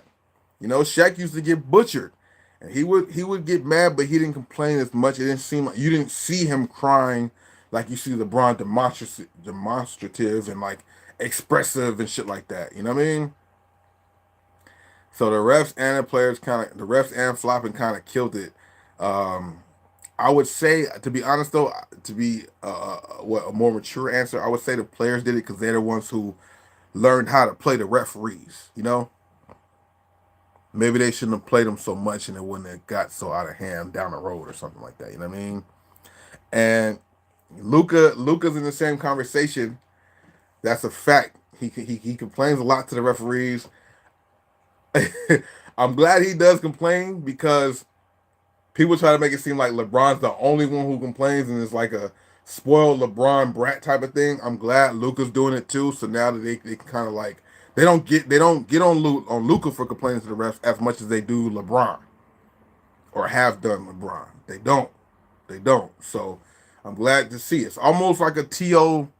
It's almost like a T.O. Tom Brady thing. T.O. could be on the sideline passionate about the team and wanting to win and want the ball to help win the game. But that's a problem. He's a problem teammate. But Tom Brady can go yell at the team and say, catch the fucking ball and this and that. He's a leader, bro. He just wants to win. I don't know, bro. I don't know. I don't know. I don't know. Yeah, the crying looks bad, though, for LeBron and Luka. LeBron goes, he gets butchered, boom. And he's like, ah. But, I mean, you see them get butchered, but then the play is going, he's like this with the hands up, mouthpiece out, just like everybody see I got the fucking foul. But they're like, fuck it, go down, keep going, keep playing. It looks horrible, especially when he gets fouled, they don't call it, he whines and complains about it, the play goes on, they hit a dagger 3, and it's his man who hit the 3. That should be looking terrible, boy. Me as a fan of it, like, oh God, come on, man. It looks terrible. It looks horrible, but that's what happened. You know what I'm saying? You know, Devin's liability. Talking about is this supposed to be Darvin? Darvin's out of here, so I don't know. You know, one thing I think is so weird when they fire these coaches is like, damn, they just keep wasting all this bread because they fire the coaches before their contract is up. It's like you guys just got that money just sitting there, huh? Yeah, that's crazy. Darvin Ham though. I wasn't sold on Darvin Ham to begin with. The only reason why I was sold on Darvin Ham was because, okay, hey, it's another rookie coach. LeBron wins with rookie coaches. Maybe it'll work. You know, that's the only reason why I thought Darvin Ham was going to be a good look. But you know what I'm saying? I didn't really like the coaching look for that. Darvin Ham wasn't really what I thought would have been the best fit for them. But you know, maybe they thought, oh, the reason why they got him was because he was willing to let the Lakers pick his staff, and Ty Lue wasn't willing to do that. If was a fifth, we'd all be drunk. But if Ty Lue would have signed to the Lakers, got Jason Kidd as an assistant on the staff, Phil Handy on the staff, that would have been a crazy coaching staff. Maybe Kyrie would have came too. If AD, Kyrie, Ty Lue, Phil Handy, a lot of brain, you know, that would have been nice. It's not happening, but it would have been dope. Big shout out to the Philippines. It is currently, what is it over here for me right now? 12:55 a.m. on the Western Conference, West Coast. So shout out to the Philippines. I know you guys are like a day ahead. The time that Beverly took the camera to the refs was a classic magical time in the NBA, bro. Classical magic time in the NBA, bro. Like, what are you guys looking at, bro? Here's a camera right here to show you this. That was perfect because that's what a fan of the sport has wanted to do at least one time. That you've watched a basketball game and at least one time wanted to do that to the refs. Look, bro, what the fuck? Look at this. Look. You know how many times people want to do that? That was for all the people who that was for the people at home when he did that, bro. That little fine he got, it was warranted because that was something that the fans. I should have told him that when I saw what you did for the fans at home with that camera. That was a powerful move right there, bro. What the fuck are you looking at, bro? Look at this camera right here. You see that foul? Tatum smacked them all up on the wrist. That was a complete foul. And yeah, LeBron looked crazy with the, oh my God, why? Foul. All that shit looked crazy. It do from a 6'9" billionaire. That shit looked wild, him doing all that. But he was fouled. That shit looked wild, though, how he was like mad about it or crying about it. Oh my God, all that extra. That's what I'm saying, bro. It's more theater and entertainment. It's like when you watch wrestling and the referee didn't see the bad guy get the brass knuckles and hit him. The referee just happened to not see it, and the player's like, "You didn't see that?" And the crowd saw the brass knuckles. It's like that, bro. I feel like I get played when I watch the sport. I still love it and stuff, but some of these scenes and plays just seem like a play or it looks funny, bro. So it's all part of the theatrics. You know, the good guy that's a bad guy too, the good guy that's a villain too. You see that in the WWE. You know, a guy that's good that gets booed sometime too, but is still good. That's LeBron. I don't know which superstar he could be. Was he The Rock or he's the Hulk Hogan? And he's like Hulk Hogan, All American and NWO in one person. It's a fact, man. It's a fact. Oh, good looking out, Minecraft. Gills Arena, you know what I'm saying? Definitely a dope podcast. One of the best basketball podcasts. I'm gonna say best basketball podcast, but probably one of the best. But what? How many basketball podcasts are there? There's a lot of them. Actually, I'm not gonna say that. There's a lot of them, so it's not like it's just one or two. Paul George got a good basketball podcast. I'm not sure about Jeff Teague's. I haven't checked his out fully. I know Trae Young got one. I know a lot of NBA players got podcasts. Mike Miller and Udonis Haslam. You know, LeBron come out with a podcast with JJ Redick, which I feel like is only gonna get one season, and that's it because that was just a ploy to get JJ Redick that coaching job for the Lakers because they're over here talking about X and O's and oh, you like this? Oh, what would you do? What would you do, LeBron? What would you do, JJ? They're over here just stroking each other's ego to see, oh, can I use him as my coach? Would he listen to me when I tell him what to do, and will he know what to do when I want to take a back seat? LeBron was just vetting JJ for the job, bro. Because until this whole podcast thing, I didn't hear no inklings of JJ thinking about being a coach or let alone the Lakers coaching job. What? That was a LeBron play from the rip, bro. I feel like it's gonna only have one season. He gonna have one season. JJ gonna become the coach of the Lakers if LeBron stays there, and they're not gonna have no time to do it no more because they're gonna be too busy coaching player. I don't think they're gonna do this anymore after this one season, unless JJ becomes the coach of a team and LeBron's not the coach of that team. They'll do it in the summertime and then in the playoffs if whoever gets eliminated first type shit. I don't think this is gonna be something that's gonna be an ongoing thing, season 1, season 2, season 3 with LeBron. Like it could be dope, but this is something he's gonna kind of start now, so he has something to do when his career is done. But I just feel like this was like a play for us to see what was next. Like see what his next coach was gonna be, see how JJ's if it wasn't for JJ to be his next coach with the Lakers, it was for sure to show that JJ should be a coach in the NBA. With all this X's and O's talk, like I like the fact that they're doing that because it's a different look, a different take on basketball, and the perspective of like a podcast format from what they're doing, talking more about the X's and O's and not the gossipy and chatty part. I get it, but like you got to have some balance with that because I noticed when that came out, I seen a lot of the feedback because I watched the chats of all these things, and a lot of the feedback for that was like, this is what the game needs. We need a podcast that's not about the gossiping and more about the X's and O's and da-da-da-da-da, right? Which is, yeah, that's right. But I feel like that's one of them elements that's only there for a certain amount of time. A little while afterwards, people will get tired of that and think it's boring. Don't want to hear that shit, Sharif. The X's and O's of a down screen and a tri-cut and a 4-flat and what all these little terms mean. It sounds good at first and maybe during the summer when there's more kids watching who was off of school and for summer basketball and camps. But down the road, I don't think you're going to have a lot of adults watching this podcast of him and JJ unless they get into some more like salacious, more behind the scenes, really good podcasts like locker room type talk. It ain't gonna be what Gills Arena is or playoff P podcast, you know, or a podcast P podcast, because it's just more in depth about the conversations about the games and actions that happen, which is what LeBron and them do. But they kind of keep it straight.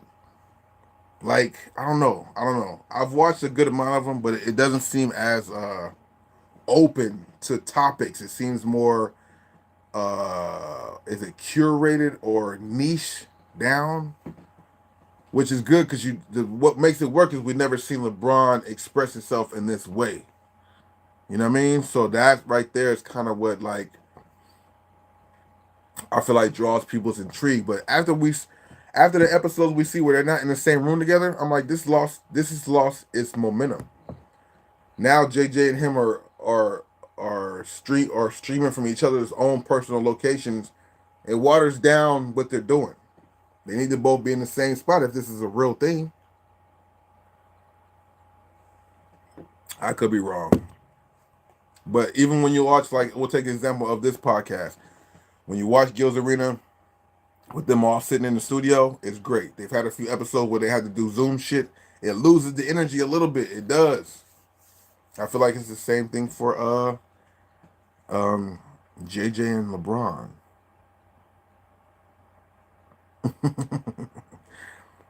Yeah, Clown Nation for sure. Mark Jackson will be definitely a good coach for sure. Mark Jackson will be a good coach. I wouldn't be mad at Sam Cassell either. I like Sam Cassell. And yes and no. Cookie Man, yes and no. Like, if you see this right here and ask me that because you see all these shoes, no, these are all my shoes. I got like a couple here that are like whatever. I'm gonna do giveaways and stuff for them, but no, these are my shoes. But yeah, I resell and collect, but I'm not like I feel like there's different type of resellers. It's not just they try to blanket statement it and say one reseller is all the same. I feel like there's different levels to reselling, different aspects to the reseller. I'm not the one who bought 60 pair of a shoe. I'm not the one who backdoors 50 pairs of shoes, even though I've done it before and helped people. But for the most part, for me, I'm just the one that kind of goes to, little places here and there, find shoes for low and just resell them for a little profit, which is still reselling, but it's not on the level of the people who go and get 250 of one shoe, 250 pair of one shoe, 50 pair of one shoe. I don't do that. Maybe that might be, I don't think it's better. No, so I don't do that. Favorite pairs to what? Wear or resell? I like a lot of shoes. It's hard, man. It's really hard to say that. The last time I could say I had a favorite shoe, it was Foam Pilots. But yeah, like to say a silhouette is my silhouette. It was Foam Pilots before. Now I can't say I have a silhouette because I like the Kyries. I like a few of the Kyries, a few different ones. But like, yeah, no, because at one point I think there was a way to be like, oh, I just buy all Vomero 5s, or I just buy only Dunks, or I just buy Jordan 4s or Jordan 1s, or I just buy, there was a way to say that, but now I don't have no lane where I could just say, oh, I just buy this majority. For the most part, it's kind of whatever I like, and for the most part now, it's really about the old grails coming back and getting exactly what I want, you know what I mean? Not just going at the thing because it's hyped. The days of me copping shoes like all the time for myself personally has been long gone. Especially when Kyrie left Nike, that was kind of the most consistent shoe that I would buy. When he would come out with different colorways and shoes or silhouettes, it was Kyrie shoes. Other than that, I didn't really have that for too many other silhouettes out there. You know what I'm saying? So yeah, that's why. What's your thoughts on the actor like in front of the guy stealing his car? Yeah. Oh, that shit was sad, bro. Cause that actor was a pretty good actor too. Any stories like that is just sad, dude. Coming out, he thought the car was being towed, then he realized people were trying to steal from his car or steal his Cadillac converter and then shot him. That's cold, bro. You know what I'm saying? The fact that he had to work at a bar because he had to suffice the money, you know what I'm saying? Extra money and shit like that. It's just crazy, man, in this world when you have them senseless acts that take people out. That was sad, bro. That was sad, bro. You can masher ultra funk music. You can masher ultra funk music. What you mean, play it? I can't play no copyrighted music. I can't play no music actually right now because all my elements of playing music are being used up. I'm using both of my phones to stream right now, which usually connect to my Bluetooth speaker. So I can't play no music right now. But shout out to everybody on the stream on either channel, Bobby Thrift Bosco Live, or either Bossco Mitchell. You know what I'm saying? I appreciate that. Yeah, that's dope. I had some things I thought I was gonna continue to go with, but yeah, man. But Cat got to get it together. Carl Anthony Towns has to get it together. To see them guys get swept, it's just wild to see that. I didn't see that happening. Anthony Edwards had a nice dunk today, but it just wasn't enough. Just wasn't enough, bro. Kyrie Irving, man, about to be back in the forefront. Just a year or two ago, he was public enemy number 1, bro. What? They hated this man because he shared a link. He didn't say nothing. About you like that. He shared a link. Of course, is this something as simple as does a switch flip on for you, or why are you so comfortable in these moments? I appreciate his words. Luke is funny, man. I feel like we're both born for this. If you ask me, Eddie, what it do, bro? Welcome to the stream. Yeah, it's just basketball, man. It's you got to give the game what it needs at times, and I felt like in that fourth quarter we had a good run going, and those guys were pressuring the basketball up the floor. So when we got to the paint, I felt like we just had to convert, get a few stops. We were playing back and forth game for a little bit with them, but I had confidence in our guys when we got stops in that fourth quarter and we got on transition. We just had to continue to push and get some easy ones, and then down the stretch, that's where we make our money, man. Since All-Star break, we've been up there with some of the top teams in the league. These guys take tough shots, record. So Eddie, what's good, man? This been grinding, man. We're showcasing just our skill sets out there. Trying to get this shit together. A lot of teams have to guard. Depth that we have. A lot of teams have to guard. Trying to get to 100K subscribers. You got to pick your poison. So in the fourth quarter, I'm not being aggressive. I know open. Long way to go. What we grinding for, bro. You know what I mean? You're known for being a historian of the game, right here. Thank you. I'm one of few. I'm one of the few that are actually a historian of the game in my age. Historian of the game. With teams being 154-0, undefeated, when they go up 3-0, just what's the significance of that stat? How does that feel, just being 3-0 in this position right now? So does Minnesota win one game, or is it just sweep? That's not even something I'm thinking about. Going into game 4, it's still 0-0. And that's the type of motivation and mentality we have in that locker room. It's not just me. We feel like the job is finished. We're going against one of the greatest teams in the world. They still have the capability of beating us on any given night, and we have to treat them like that. So, it's a time to celebrate after the game. What does once I get up here, mean? it's on to the next thing and thinking about my recovery work, putting my kids to bed, watching film. And, how you talk to girls? Just getting ready for this war, man. War-like battle that's going on next game. So pay a gotta compliment appreciate or where we two. are, but at the same time, don't take it for granted. And don't take nice the other team for granted not no because crazy they're pretty sure they're compliment. going to watch this interview. They're going to study all comment our on habits something they see got if we, wearing, something they wearing. Lay down a little bit and get comfortable. I don't want to get comfortable at all. I want to push forward even more so. Buddha, what are you asking me? I don't understand what you're asking me. If you got to unsub, you can unsub. In the fourth quarter, you don't show any emotion. You stay focused on it all the time. And how do you manage to stay in the zone for so long? No, thanks for talking. Thanks for speaking. I know you're giving your best. The fourth quarter is. How do you manage to stay in the zone? Shout out to that, bro. I want to push forward even more so and have our best game 4, and live with the results after that. Katie, in the fourth quarter, you don't show any emotion. You stay focused on it all the time. And how do you manage to stay in the zone for so long? No, thanks. I respect that, bro. Language barriers, though. Basketball brings us all together, though. Real talk. You know what I'm saying? Thanks for speaking. I know you're giving your best. You know what I mean? Report what? What are you saying? It's just you get what to, is a that chance to to see your report? competitors' emotions. You get to see what they're made of. Buddha, what are you talking about, bro? We over here chilling with good energy. You talking about some whole other this and that and this. Shout out to Eric, man. I appreciate the mods. Dustin, what's going on, bro? Yay. There's a few foul calls that are called that slows the game down. What else do I say about that? But you just got to pay attention to all the little things. And, I feel like you put yourself in a great position. And also, when we come into our huddles, whether we're on the floor, whether in timeouts, we are constantly communicating. And we're constantly giving each other that reassurance and confidence that, we're a good team too. And we got to finish the job. How you mentioned Luke is also born for those clutch so situations. Who is it a 4-0 sweep or does Minnesota win at least one game? Especially at this stage. I think he's shown over and over. I appreciate that. Whether he's made him or missed him, sometimes you just never know. People be sliding in here with all kinds of crazy things. Like, what are you talking about? What is Buddha talking about? I don't even know what he's talking about. He's saying he's requesting to do something. I don't know what the man was talking about. Max 707, what it do, bro? It's just a slight bit. Ain't nothing too crazy. You know what I'm saying? We it's crazy because when I first got on YouTube, right now you might think this is a crazy thing to say, right? And in hindsight, it absolutely is crazy to say. Because you get on the internet, before you get on the internet, you think one thing, and then you get on the internet, and the internet either humbles you, encourages you more to be how you are, or just whatever, you know. Like you just said what you said, man. You got a lot of shoes behind you. Yeah, I appreciate that. But like compared to other people on this platform, I thought my Kyrie collection was ridiculous. And then I met Kickman Indy, and I met Molly Mall. Like, what? You know, so I'm cool. I got a cool little selection, but some of these guys be having them enormous collections and shit like that. You know what I mean?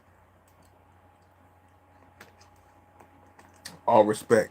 But that goes back to the saying that I've known ever since I was a kid. Like, my mom used to tell me, you can never get too too much of anything. You can never get too happy, too sad. You can never think too good or too bad. You can never, think, there's always somebody better and there's always somebody worse. You can never just, you gotta stay even kill with this shit, because there's always somebody better, bro. No matter what you thinking about, whatever, there's always somebody better. And no matter how down you're getting about something, there's always somebody in a worse situation. You know what I mean? So never allow yourself to get too happy or too down. You got any Snoop sketchers? Definitely don't have any Snoop sketchers, bro. Nah. I went by and seen them. Them things is not worth 150. Shout out to Snoop Dogg and all his new adventures, but nah, I'm not doing that. Yeah. Not G-ball and those cats on another level. That's a Foot Locker behind you. Low key, almost. I wish we had a couple more upgrades up in here. But we got some solid things. Stay tuned to the channel soon. We will have more the collections. I keep looking, like I said, man. I hate it because I keep repeating myself over the last few streams, but I have shoes just sitting by me because these next 3 days or next 4 days is about like organizing and kind of get things together. The last couple of days I've been out trying to get content and just doing some live streams out there in the streets.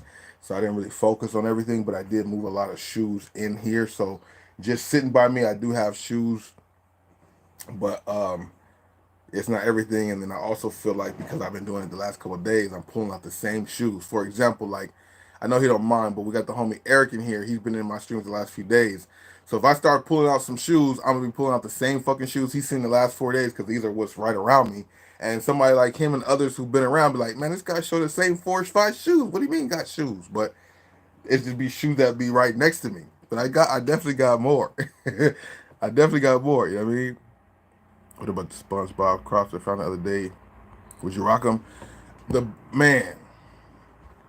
blue one was definitely something that could have been rocked. That blue one with the blue upper with the black midsole, that one looked fire. The yellow one with the SpongeBob arms and the pink one, not so much, but that blue one was dope and that Star Wars one was dope. I would wear those. I would wear those. I would. I wouldn't buy them for the 65 or 75 they would now because I feel like we'll find them, on sale in a couple weeks or months. You know what I'm saying? But no, I'm not mad at the SpongeBob ones, but only the blue one for personal. You know what I mean? Good looking out, Eric. I appreciate that. Thank you. Thank you for letting me know that feedback. I'm trying to, show people what I do in do on a channel, but in other elements. And I think going live on my phone definitely helps me reach a little bit different audience besides just reaching my normal audience. People coming in the stream for the first time, seeing what I do. Then when I upload my video, you'll see it in the full capacity of what I do. You know what I'm saying? So I appreciate the feedback. I'm glad people are liking it. I'm seeing some feedback that people are enjoying me going out there. And this is the thing, man. You guys are seeing it kind of live and real in effect. Like I go to these stores a lot of times. Some of them do have a lot of the same shoes because they're the same stores as far as like the same brands, a bunch of Foot Lockers, a bunch of JDs, a bunch of Shoe Palaces. But the one thing that's good about it, which is also the value in the videos, is for one, showing you where the prices might be different, because a lot of times that's the case. Same branded stores, and sometimes even the difference. Like sometimes Foot Lockers will have different prices at their stores, and definitely Foot Locker and Shoe Palace will have different prices. And then you'll have the element of a new colorway popping up, a new shoe being put out early, and it just helps people in the area find what they need. Or if you shop through me, you have a way to find shoes and get them for retail or if you're just somebody who wants to see what's in other stores in other areas, I try to cover the basis for that. So the live streams, to try to catch more actual live viewers so they can interact and jump in and talk with us now, so they know what to do and come back when we actually post the long form videos and stuff like that. You know what I mean? Big shout out to everybody who did watch the video I dropped this morning, actually. Yeah, Sunday morning. It's like a 30-minute video. We went to the Dick's Sporting Goods outlet. I've been wanting to talk about that for a minute, and I've talked about it a little bit before I put the video out, which I didn't really want to do, but it's not like no spoiler alerts. But if you guys did watch the video, you guys can see that the Dick's Sporting outlet indeed does exist, and it's not a bad situation to visit. There was somebody in one of my videos who recently asked me about it, because I go to Dick's Sporting Goods, the regular locations, often. And somebody mentioned it to me a while ago about the outlet, and I never had been there. And last week I was out with Cool. He mentioned it, so we went out to the Dick's Sporting Goods outlet, and it's definitely some good shoes there. You got some newer shoes and some older shoes. Everything's marked down. It was a really big location too, bro.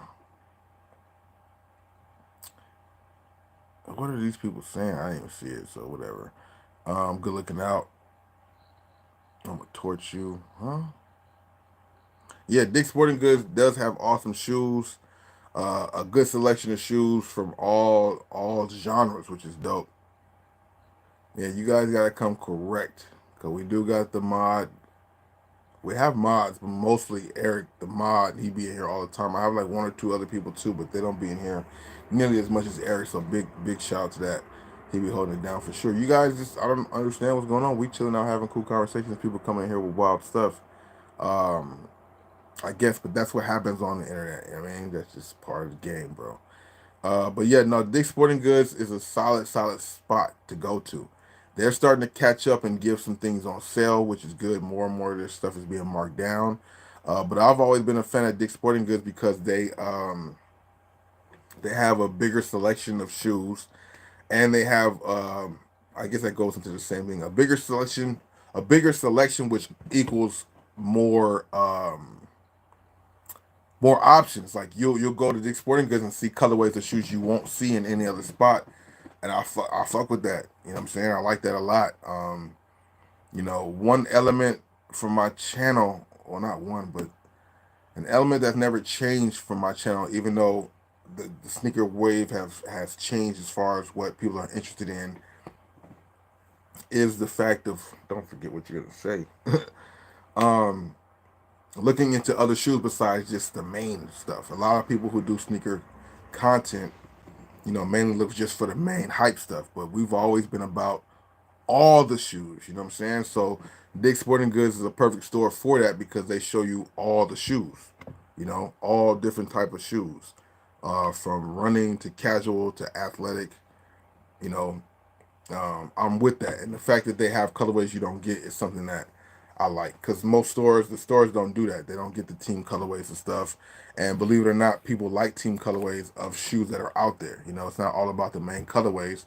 The team basketball colorways are pretty solid too.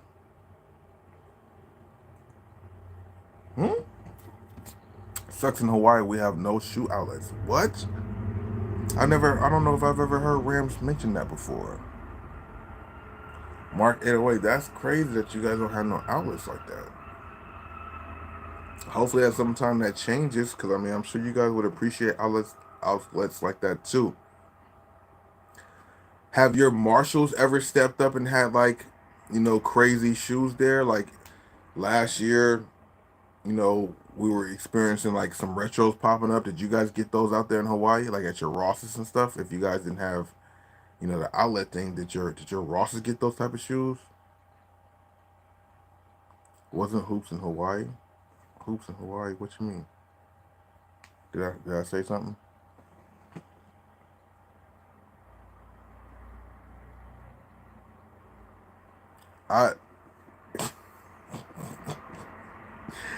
The trolls is hilarious. The time you slapped me, nobody's ever slapped me before. Nobody's ever done that to your boy. You know what I'm saying? You're hurt.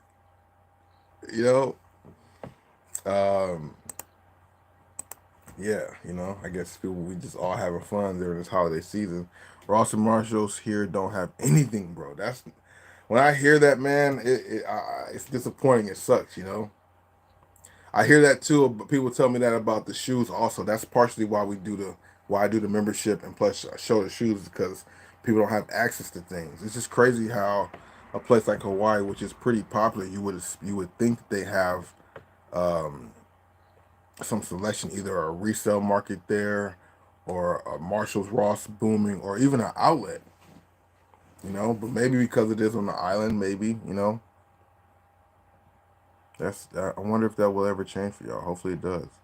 Kobe ATVs are supposed to be dope this year. Yeah, the TB Kobe colorways are not bad either, man. You know what's so funny? I remember when these TBs, Kobe's and stuff like that would just be at the outlets like crazy. You would see like people. It's too far in between now. It's been 4 years. RIP to the goat or to one of the goats, but people won't want to admit that Kobe's were in the outlets as often as these LeBrons were, bro. That's no lie, bro. The signatures and the budget models were at the outlets just like LeBron's and stuff were. But once the unfortunate happened, that don't happen no more. But there was a time when like the Kobe Pro Show ones, the 81 game, the black one, the white one, those were in the outlets like crazy and people was leaving there not tripping. But once things happen, bro, people just start scooping that stuff up. It can't breathe in the outlet longer than 30 seconds if it even makes it to an outlet. You know what I mean? Kobe 4s or Kobe 6s. Now, I'm not a Kobe, let's see, Kobe sneaker fan to know. Like the only person silhouettes besides Jordan, because we got that shit's been embedded in everybody's head. The only other players silhouettes that I know one through whatever is Kyrie's. Like when you say a number, I know exactly what it looks like. Kobe's I gotta look and see. Kobe 4, okay, or Kobe 6.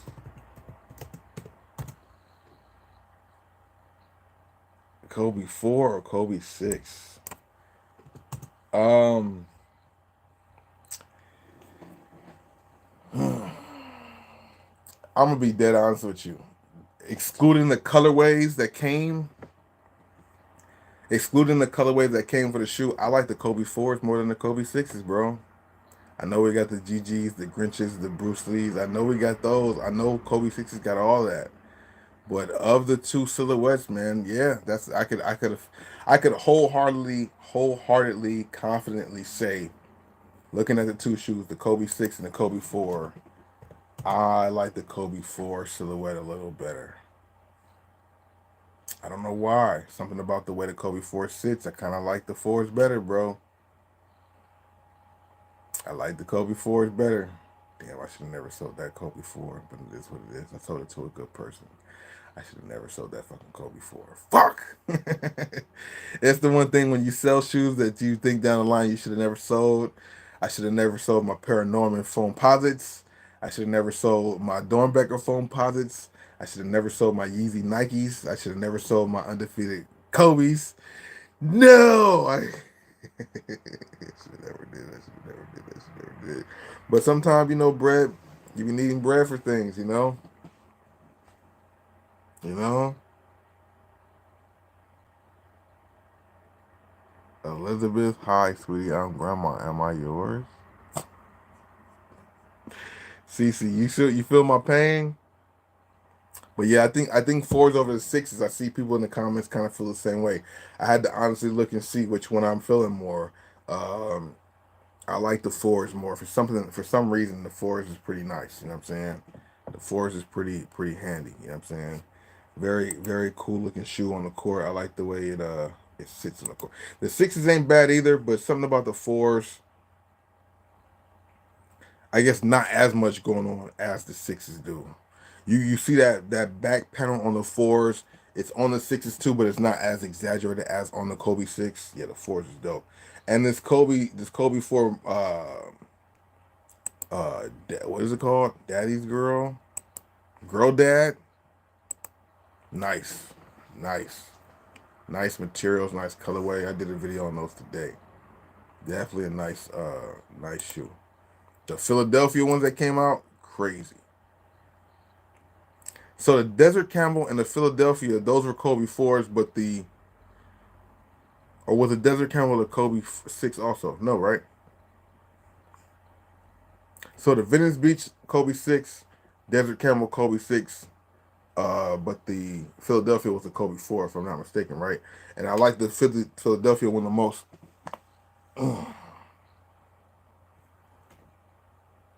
Kobe 6s are kind of uncomfortable compared to 4s. It looks like it. It feels like that Kobe 6, that reinforcement plate on the back heel cup might make it a little bit more uncomfortable around the shoe. I don't know if he had Achilles issues around that time. I don't think it was that. I think the Achilles issue happened around between the 8 and the 7, right? Because that's why the 9, or between the 9 and the 8, that's why the 9s had the high top thing for his Achilles support, right? You have 2 Kobe 4s. Yeah, Kobe 4s is not bad, man. Kobe 4s is not it. Nike right now feels like Nike right now thinks that the Kobe 6s is the wave. That's why they're dropping so many Kobe 6s, but it's really the Kobe 4s that I think people like more. Because I've heard that before too. I've heard people say that before, besides just right now, that more people are liking the 4s over the 6s. I'm not mad at either one of the shoes. I think both of them are cool. They both got some nice like themes and collabs and silhouettes in them. Both of them are fire. You know what I mean? I felt like I had I'm over here trying to look and see if I had this other thing to go for.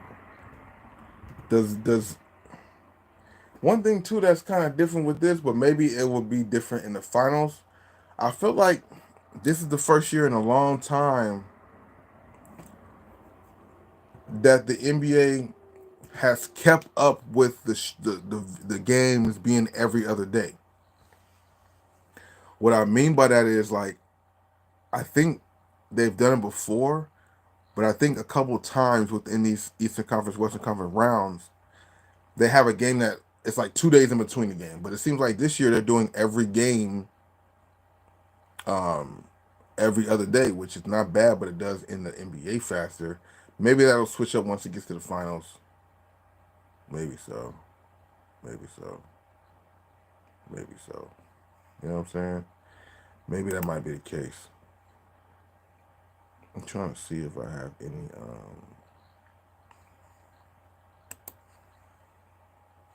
I had a couple things that seemed kind of interesting. Oh yeah, this is making my signal kind of come in and out as I'm doing this. Let me see. Trying to load up my Twitter, and all these things are on the same thing. GTA 5, I would like to play that. I haven't played that in the longest, but I'm not going to play it tonight. I originally thought I was going to get on some GTA 5, or, yeah, 5, right? I love that game still. Still a really dope game, adding all these DLCs. I just haven't played in a long time, so I would have to, like, kind of, like, revisit it and see what's really going on. So if it's not Ice Cube, it's Gary Coleman. I never heard that one before. Maybe because my cheeks is looking chubby. That's why you want to say that. Damn, I wish I could screen share to show you guys some of this stuff here. Let's see.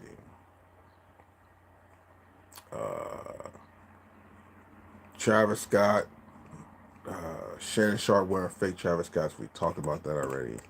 Haven't heard nobody else say nothing about that on no mainstream, nothing. They need to let that guy know he can't be doing that. You cannot be doing that, bro. You cannot be wearing no fake isms. And then Tiger getting in the fight backstage with Trap. A lot of things happening right now in the world, bro. What's really going on out here? Can we just all get along, bro? Can we just all get along? Talking about my nigga Dave. Let me see where we at with it. Go to YouTube right there. Yeah, we chilling out. We've been here for about 2 hours. So, like, if there was somebody that kind of try to come through and monitor this and that, and this, I'm good because we 2 hours in, bro. 2 hours in. I'm not gonna lie. They saying that Luka should sit out game 4. What kind of logic is that? From deep, and neither he nor Anthony Edwards are anywhere near their scoring averages. Not at all. And I think, Why would you sit Luka? I mean, you're so far ahead up. I guess it wouldn't matter. Would you guys consider doing that?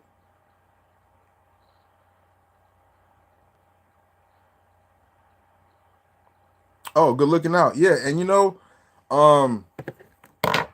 I bought this hat. Good looking out too on that. I appreciate it. I do like the hat. The lighting is kind of crazy right now though. The blue is crazy with the patch on the side. I found this one day, you know, going out doing my hat searches, come across some hats that was like $5 or $10. I think I got this hat for like $10. But I got it like a week or two before the boy got traded there. And I first got it with the intention of like, okay, Luka's dope. Somebody will buy this from the website. And then like the next week they said Kyrie got traded there. I'm like, oh, I got me a Dallas hat already. Let's do it. I got me a Dallas hat already. Let's do it. You know, not no bandwagon. You know, I just want to see Kyrie win. You know what I mean? I did like the Mavericks before when they had the whole Nash, Finley, Nowinski. They was a squad. Van Exel too. They had a squad, bro. That Dallas Maverick team was crazy. It's good to see, you know, Mark Cuban is the type of owner you want to see win. You know what I mean? As far as like, he's not an asshole owner. He's a player's type of owner. You know what I'm saying? I'm glad. I like it. So if Dallas won, I would not be mad at it. You know what I'm saying? I wouldn't be mad at it. You know, they're going to try to put Luka higher up on the level, on the status level. But, you know, it is what it is.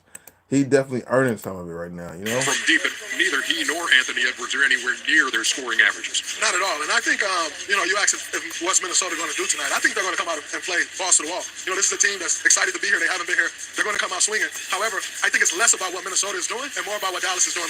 Anybody here like Draymond Green? What do you guys think about his commentary? You think he seems like he fits in there or not, you know? I don't like how he was like in the game 3. Wait, this was game 3. This is game 4. No, this is game 3. So after game 2, he was like, "Oh, look at what he say." He said, look at Kyrie channeling his inner Curry." Fuck out of here with that shit, bro. Fuck out of here with that shit. Because, like I said, if Kyrie didn't get hurt, y'all wouldn't have as many rings as y'all have. Don't get me started on that, bro. I take Kyrie over Curry today, tomorrow, and yesterday. I don't care that Curry got more rings. His situation was set up a little better. And like I said, if Kyrie didn't get injured, Curry don't have some of those rings. So I'm like, how dare he say that? Channeling his inner Curry. What? He bust Curry's. He's the one who hit the shot over Curry. Talking about channeling his inner Curry. What? People will forever have Curry over Kyrie because of those rings. But anything Curry could do, Kyrie could do better, bro. Or the same, bro. Fuck out of here. Like, Curry's 3-pointer, okay, I mean, Curry's like, 50% from the 3-point line? Kyrie's like 42%, hypothetically. That's not bad. I'll take the 42% with everything else. Kyrie could do it without a screen. Curry could do it without a screen too, but not as much. Curry definitely, if he can, I think Curry probably could. However, the way they play, it looks like Curry needs help more to get open than to constantly like all of Curry's points. 75% of Curry's points comes off of screens. 75 to 80% off of Kyrie shit comes off of individual breakdown, bust your ass score on you. You know, we're not talking about pick and rolls, but pick and rolls is also included in that because pick and rolls, you know, they both guards use pick and rolls, but I think Curry uses pick and rolls more and picks to get open more, way more than Kyrie does because Kyrie creates it off his own magic work, bro. Straight ISO. We don't need no screen and roll. We don't need none of that. We ISO 1-4 flat. I got you. You know what I'm saying? You heard? I just think that's the case. The cap going for full retail now. Yeah. Yesterday's price, not today's price. No, you're right. And like I probably made the problem, probably made the issue. I probably should have. The other day we was I showed in one of my videos, came across those Luka jerseys 70% off. I should have probably scooped up a couple of them. Shit. Minnesota, you look and you say, we should have won both games. Ant-Man ain't play well or Cat ain't play well. Luka has played well at times. He hasn't played great the entire time. And Kyrie struggled in the first half last game. So I think these guys in Dallas believe that, if they play their best game and we play our best game, that they're going to win the game. And that's the mindset that they've been playing with us here. So we talked about the fourth quarter, talked about those turnovers that Minnesota has committed, and they've come at the worst possible time. And again, Dallas turning that into an 18-2 advantage in points off turnover. Yeah, 18-2 off of turnovers? You have to be careful tonight not to overextend yourself offensively or defensively. And what I mean by that is when you feel like you're down 0-2, you might gamble a little bit more on the defensive end. You might try to take some uncharacteristic threes to build a lead. You have to stay the course. And that's the most difficult thing. I do think honestly it's easier to do it on the road because you're 15 guys together. Mm-hmm. When you're at home, you're listening to the crowd and everyone and you get into the arena. But at home, it's like when you're on the road. That's why I feel like it's so crazy that Minnesota lost 2 at home. Y'all lost 2 at home. Y'all do all this home court advantage type stuff for the season. To lose your first 2 games at home is wild, bro. And like I said, I didn't think Dallas would win this game, even though it's the first game back and now Dallas is home. It would be kind of crazy to think that why could they not sweep them if they won 2 on the road? But I gave maybe Minnesota too much credit and thought they were just good enough to where ain't no way they're going to get swept. And not to say that they still are because, they got to play the games, but it's looking a lot more like it's going to be a sweep. A lot more like it's going to be a sweep. 15 deep. So this might be it, but they just cannot overextend themselves. You guys make me laugh. Minnesota might have a better team. They just got a bad matchup. They're going to lose tonight. It's all about the Mavs to me. If I'm the Mavs, I'm coming out, I'm being aggressive because the Wolves going to play with a great sense of desperation. If they just meet their energy level in the first half, they're going to win the game. But if I'm Kyrie and Luka, I'm thinking like, you know what? Let's just come out and put our foot on their neck. Haven't seen them anymore. Also, get the game over, and I would even play Luka in game 4. If I'm up 3-0, you tripping? Hold on a second. The guys on one leg. If they get up 3-0, one leg at 30 seconds. I know, but I'm saying if they come out tonight, stomp these guys, he get almost 2 weeks off. He's playing on one leg. You have to really that's a true statement. I didn't realize that. Luka has been struggling with that knee. I would hate for them to get to the finals and he can't be at 100%. Boston will win for sure because Kyrie can't do it alone. Damn, that's a good point. If you guys, now that they're up 3-0, would you guys think about resting Luka for game 4? Or do you try to, just sweep real quick and then go? You know what I'm saying? Because it's about being healthy for Boston. If Boston loses tomorrow, I would rest Luka the next game. But if Boston wins tomorrow, I think we need to play. I think we need to play Luka so we can win our games and get our series done. To hopefully, maybe Indiana can steal a game to proceed their shit so we can have our time to rest. But if Boston wins, oh boy should play. If Boston loses, then Luka should sit out. Cause he's saying you get like 2 weeks off. That's some time in the playoffs to get 2 weeks off. That would be huge. Who's to say that Dallas could win that game without him though? Even though I have all the confidence in Kyrie, who's gonna give that other 20, 30 points? Because Tim Hardaway Jr. seems like he's pouting on the bench, like he's not really trying to be involved. You know what I mean? Yeah. Almost 2 weeks off. He's playing on one leg. You have to really be careful when you're playing basketball because, your body is a great machine. Yes, it is. It is a machine, especially when you're really in tune with your machine. It definitely is. It definitely is. That's a fact right there. Our bodies are truly machines that work off the things we put into it. So the better things you put into the machine, the better the machine will work. That's a super fact right there, boy. He's playing on one leg. You have to really be careful when you're playing basketball. You know, your body is a great machine. If he go out there limping around and do something to the other part of his body, everybody knows that. But if I'm Luka and Kyrie, I'm not giving Minnesota any hope. You know what? I know you out there saying, "Hey, listen, you're fired." Yeah. Okay. Well, that's kind of talking like this. I call it talking like this when you contradict yourself. You say this, but you say that way. You're talking in both directions. He said, "Sit Luka out," but if I'm Luka and Kyrie, I ain't taking no chances. Huh? If you're taking a chance if you sit one of them out. I rock with Barkley, but sometimes, I'm not giving Minnesota any hope. You know what? I know you out there saying, "Hey, listen." I'm not giving Minnesota any hope. But you gonna say sit one of them out? Everybody knows that. But if I'm Luka and Kyrie, I'm not giving Minnesota any hope. You know what? I know you out there saying, "Hey, listen, you're fired." Yeah. Okay. As a general manager, you said Luka. Okay. I'm just saying, if I'm those two guys, because they're going to set the tone, I'm going to come out and be ultra aggressive. I'm not going to give Minnesota any hope. This game should be over by halftime if I'm them two guys, because they can't stop either one of them. But the Mavs, with Luka hurting like he's hurting, he needs some rest. So if I'm him, I'm thinking, you know what? I'm going to get this thing over with tonight. Just answer me this question. What are you saying, Chuck? You saying both ways, bro. Rest of them, I'm going to get it done tonight. This was, Chuck, Luka should sit out game 4. This is after, I think this conversation is after the game. Maybe this conversation is before the game happened. This is probably the pregame, before the game happened. Chuck saying if they win tonight, Luka should sit out tomorrow. This can't be after the game happened. I don't think so. Because he's talking in both directions.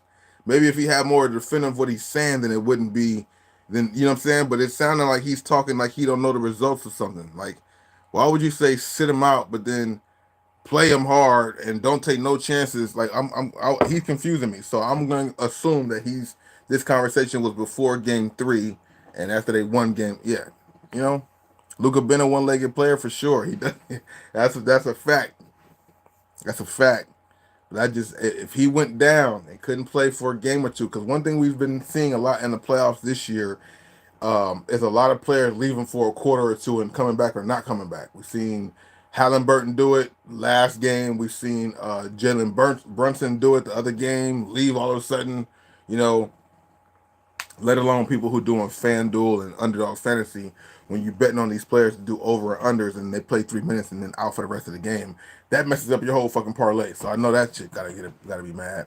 Maybe halftime. Yeah, maybe either halftime or before the game that played tonight. He said that because I'm like, you can't say that possibly knowing that they won game 3 the way you were talking both ways. Like, yeah, he should sit out, but no, he should play. Like, or maybe I be getting what Chuck say sometime, but he needs to.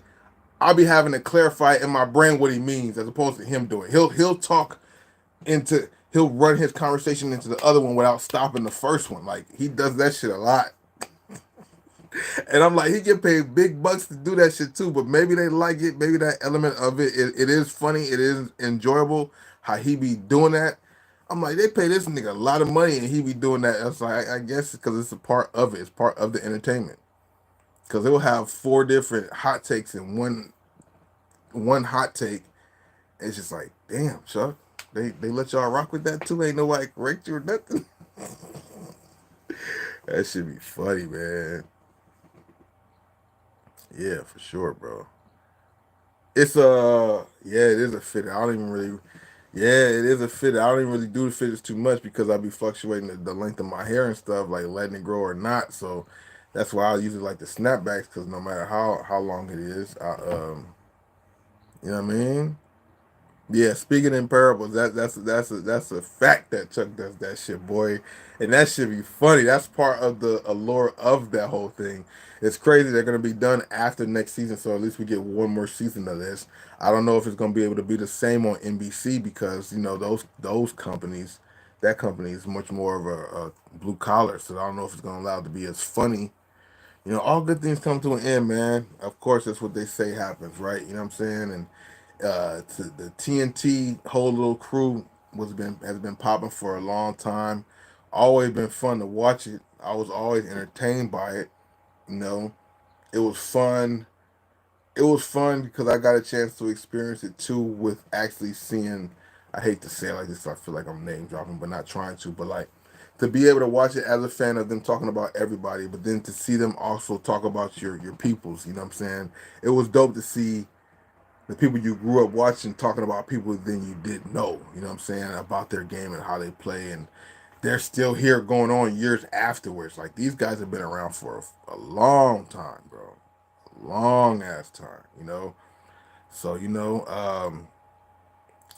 they start trying to bring in a lot of new talent at TNT, trying to spice it up and appeal more to the youth, and some of them worked, some of them didn't. I like Jamal Crawford there, he definitely seems to fit in a little bit, I guess it just seems different because I'm used to what I'm used to as well, and that's just what happens when you see something for a long time and they change it up. Sometimes it gets different, but they were pretty cool.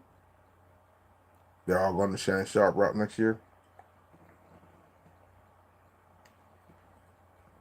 Yeah, man, I think everybody is going to quote unquote Shannon Sharp route because that's the way to go. Like your own type of platform, your own podcast or stuff like that, because that's what's available right now. you know, everybody wants to know people's perspectives, especially people who was in it. But the thing is, like the transition from being professional to then being commentating, there's an adjustment period for the audience and the person himself. But then going from that to podcasting or going in, because I consider it like going into the wild wild west, going into the streets in a sense. Like, when you're on TNT and NBC and stuff, that's like corporate. But when you go to, even when you go to Fox Sports and FX and Spotify, those are still like corporate. But when you go to YouTube with your own YouTube podcast, boom, like Playoff or Podcast P and Gil's Arena and even Club Shay Shay, like that's kind of like going into the wild, because just like Club Shay Shay uploads on YouTube, I do too. Everybody can do it. It's like Wild Wild West there. Of course, there's levels because people have sponsorships and stuff behind their channels and money's behind their channels, but it's kind of like in the Wild Wild West where well, see, this is the thing. Here's the bombshell, because the world has changed so much. At one point, what I was about to say makes sense, but now it's all smoke and mirrors. But what I was about to say is, it's the Wild Wild West. You got to let the people decide what they want to see. So you can have a doctored up setup with the best cameras and best lighting and everything.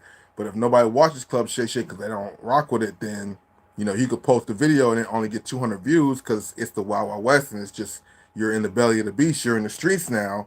But when you have things behind you and elements behind you that can forge these things and make it seem that way, you can still remain corporate even though you're down here in the streets, so to speak. You know what I mean?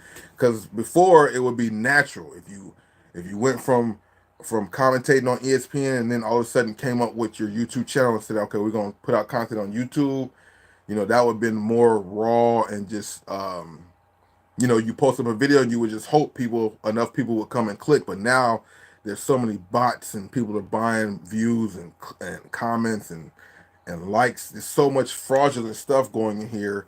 If you're somebody from the professional realm going into the streets, so to speak, of like YouTube, you can still appeal to be like you're on TV because there's so much fraudulent shit going on.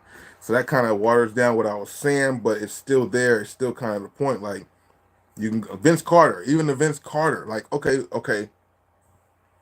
There's a few people, but I'm trying to think of the main examples that I know. Bradley Bill, his family has a YouTube channel. You would think because he's Bradley Bill, it would have this and that, but it's not really a large channel at all. You know what I'm saying? Because it's into the Wild Wild West. He doesn't have the NBA shield behind the channel and everything. Same thing, okay. Maybe not Bradley Bill, because the Bradley Bill channel is really, let's call Meet the Bills. It's really the wife is the leader of the channel with the kids, and Bradley Bill, you see him make a lot of appearances. But one person who's really in front of the camera during it is, what's the boy name? Schroeder, Derek Schroeder. He has a YouTube channel where he's like the main character in it and everything. And you would think because he's in the NBA and play for the Lakers and all this stuff, he would have crazy views in the NBA, but no, because he doesn't have like a machine behind him. So he's at whatever views and whatever his channel does, because there's no real big push behind it to make it look the same way. He's in the streets with it. So all these guys like Shaq, that's why he started his podcast already. Barkley's the one that would be kind of late to the party because he had the thing with Ernie. Kenny maybe might be the one late to the party as far as something individually because all he has is the thing he does with the college sports besides the NBA. I don't know if he has a podcast or anything like that. But Ernie and Chuck had one. Shaq has his own stuff. So those guys kind of got the wind of what to do and kind of, got out ahead of time. Let me see something real quick. Yeah, they probably all will go all will go that route though. That makes sense. That does make sense. How can I do this real quick? One of my lights is about to go out real quick because I'm trying to figure out. Hold on one second, y'all. Hold on one second. Cause I gotta get it together. Yeah, one of my phones was about to go out. Hold on, so. Oh shit. My bad for y'all watching on that channel. My bad. Hold on. So then I can't do that. I got. Yeah. So we got boom, and this one has to go like that. There we go.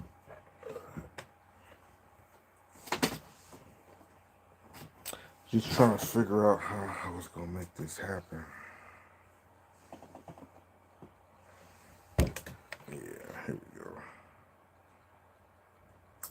Got my other light. Got the one light.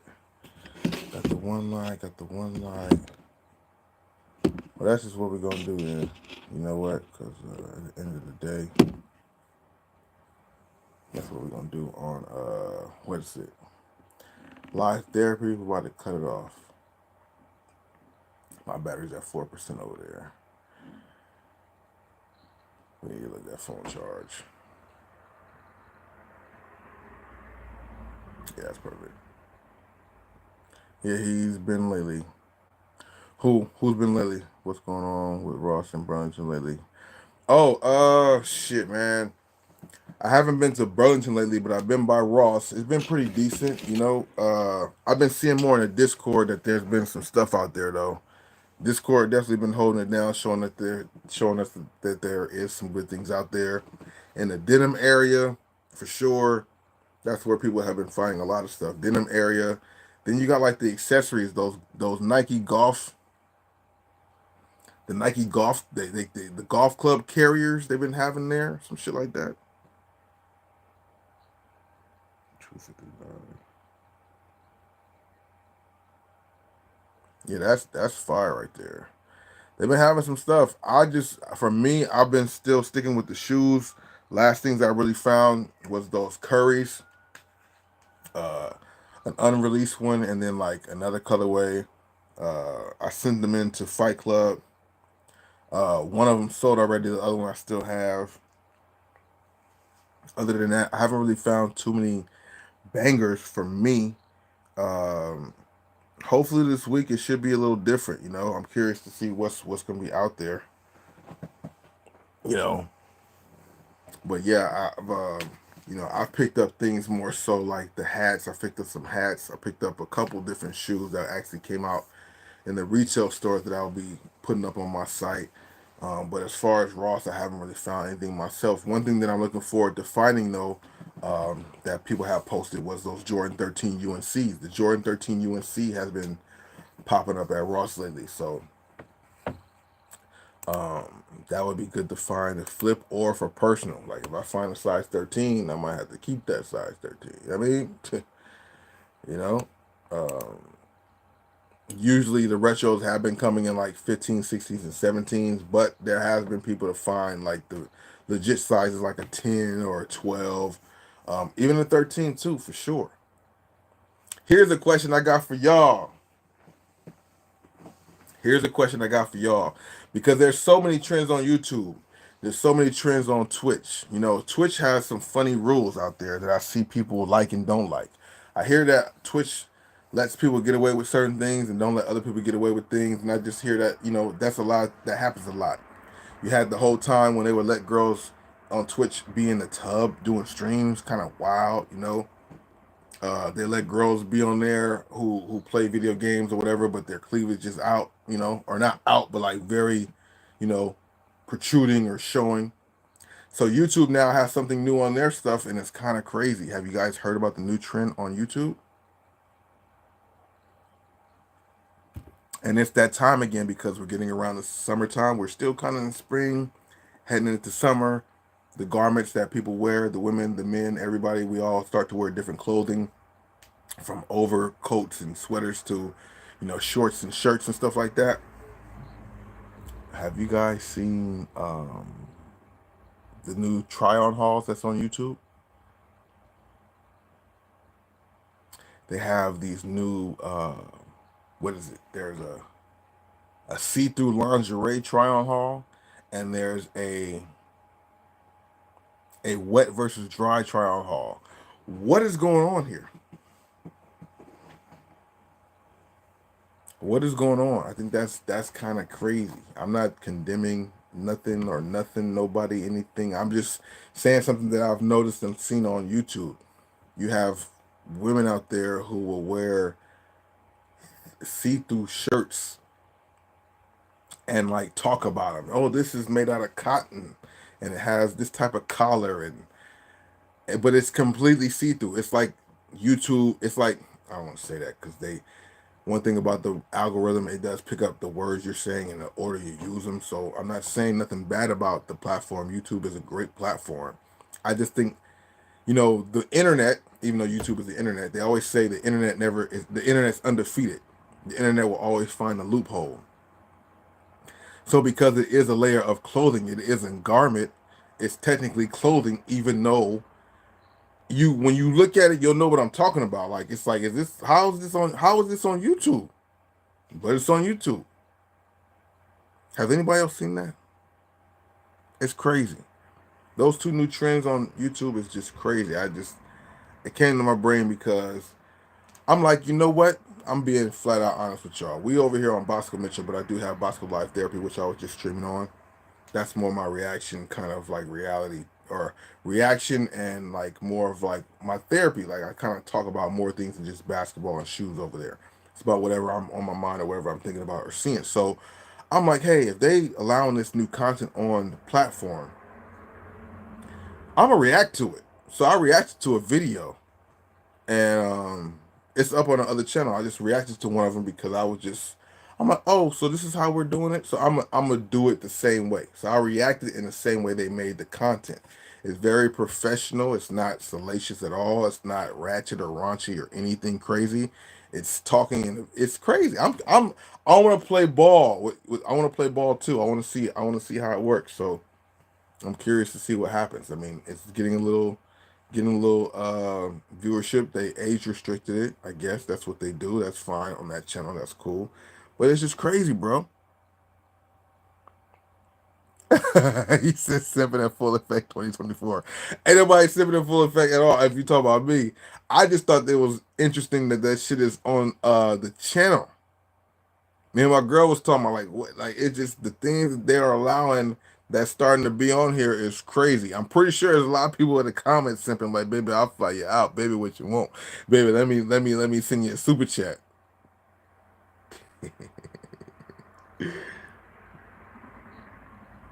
Yeah, I think it's weird. Yeah, I think it's so weird that it's so many of them doing it too. Like, I think that is crazy. And like some of the things that they flag that is good content or like okay content is not allowed. But like, they're thinking about taking battle rap down from YouTube. What? But you gonna let this on here? They better not take YouTube. They better not take battle rap off of YouTube, bro. They better not, bro. No, you're right though, Trey. You're right. There's a lot of simping going on. Cause I mean, like I said, man, Bossco Live Therapy reaction channel that I have. It's not the very last video, but the video before last, just to give you a glimpse of what the type of content that it is. Because that's my thought process. I'm like, it shouldn't be here based on what other things they be trying to take off and stuff. But I'm like, if y'all gonna let this rock, then let me react to it and see how that rocks too. Like, is it gonna be cool if I react to it? If I react to it in the same manner the video is, what happens? So I'm kind of testing it just to see. That's kind of why I'm speaking of it too, because I'm like, I'm just curious if they're gonna let them do that. Then let me play the game like they do and see if it gives that channel that. Let's see, because they get crazy views on these videos. I'm sure they're making money off them. So I'm like, oh, all right, y'all want to play? Let's play. That's what I'm saying, Trey. That's what I'm saying. If they're gonna let them do it and get paid, I'm gonna react to it, and I'm gonna talk the same way they're talking because it's very cool. I'm not saying nothing crazy at all. It's just as professional as they're presenting it. You know what I'm saying? All right, let's see. Can this help that channel boost up? Shit. It's just wild. It is what it is, though. Yeah, back into when people would get mad about the lose being leaked. Now it's like a common thing, bro. It's a common thing, man. It's a common thing. Uh, so then what? What we got tomorrow?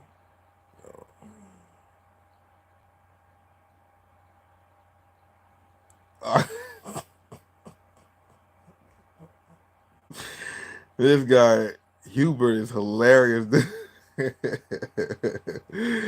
Oh my god, bro, that's funny. I'm not paying no mind. I just think it's hilarious now. Now I think it's fucking hilarious.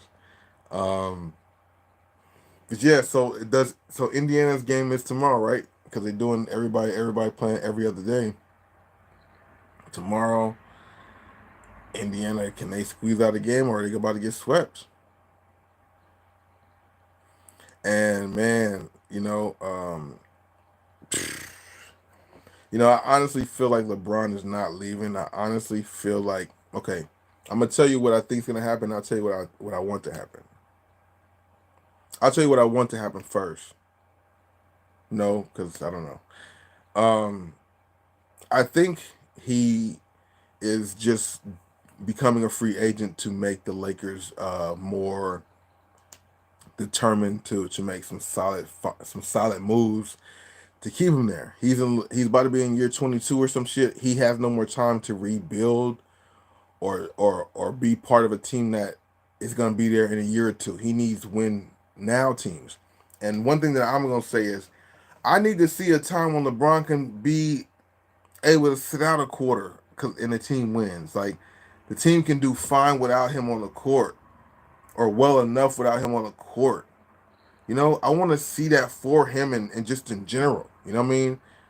You never really got a chance to see that. Even in these later years, you would hope the newer guys would be strong enough to be able to where LeBron could play like 25, 28 minutes.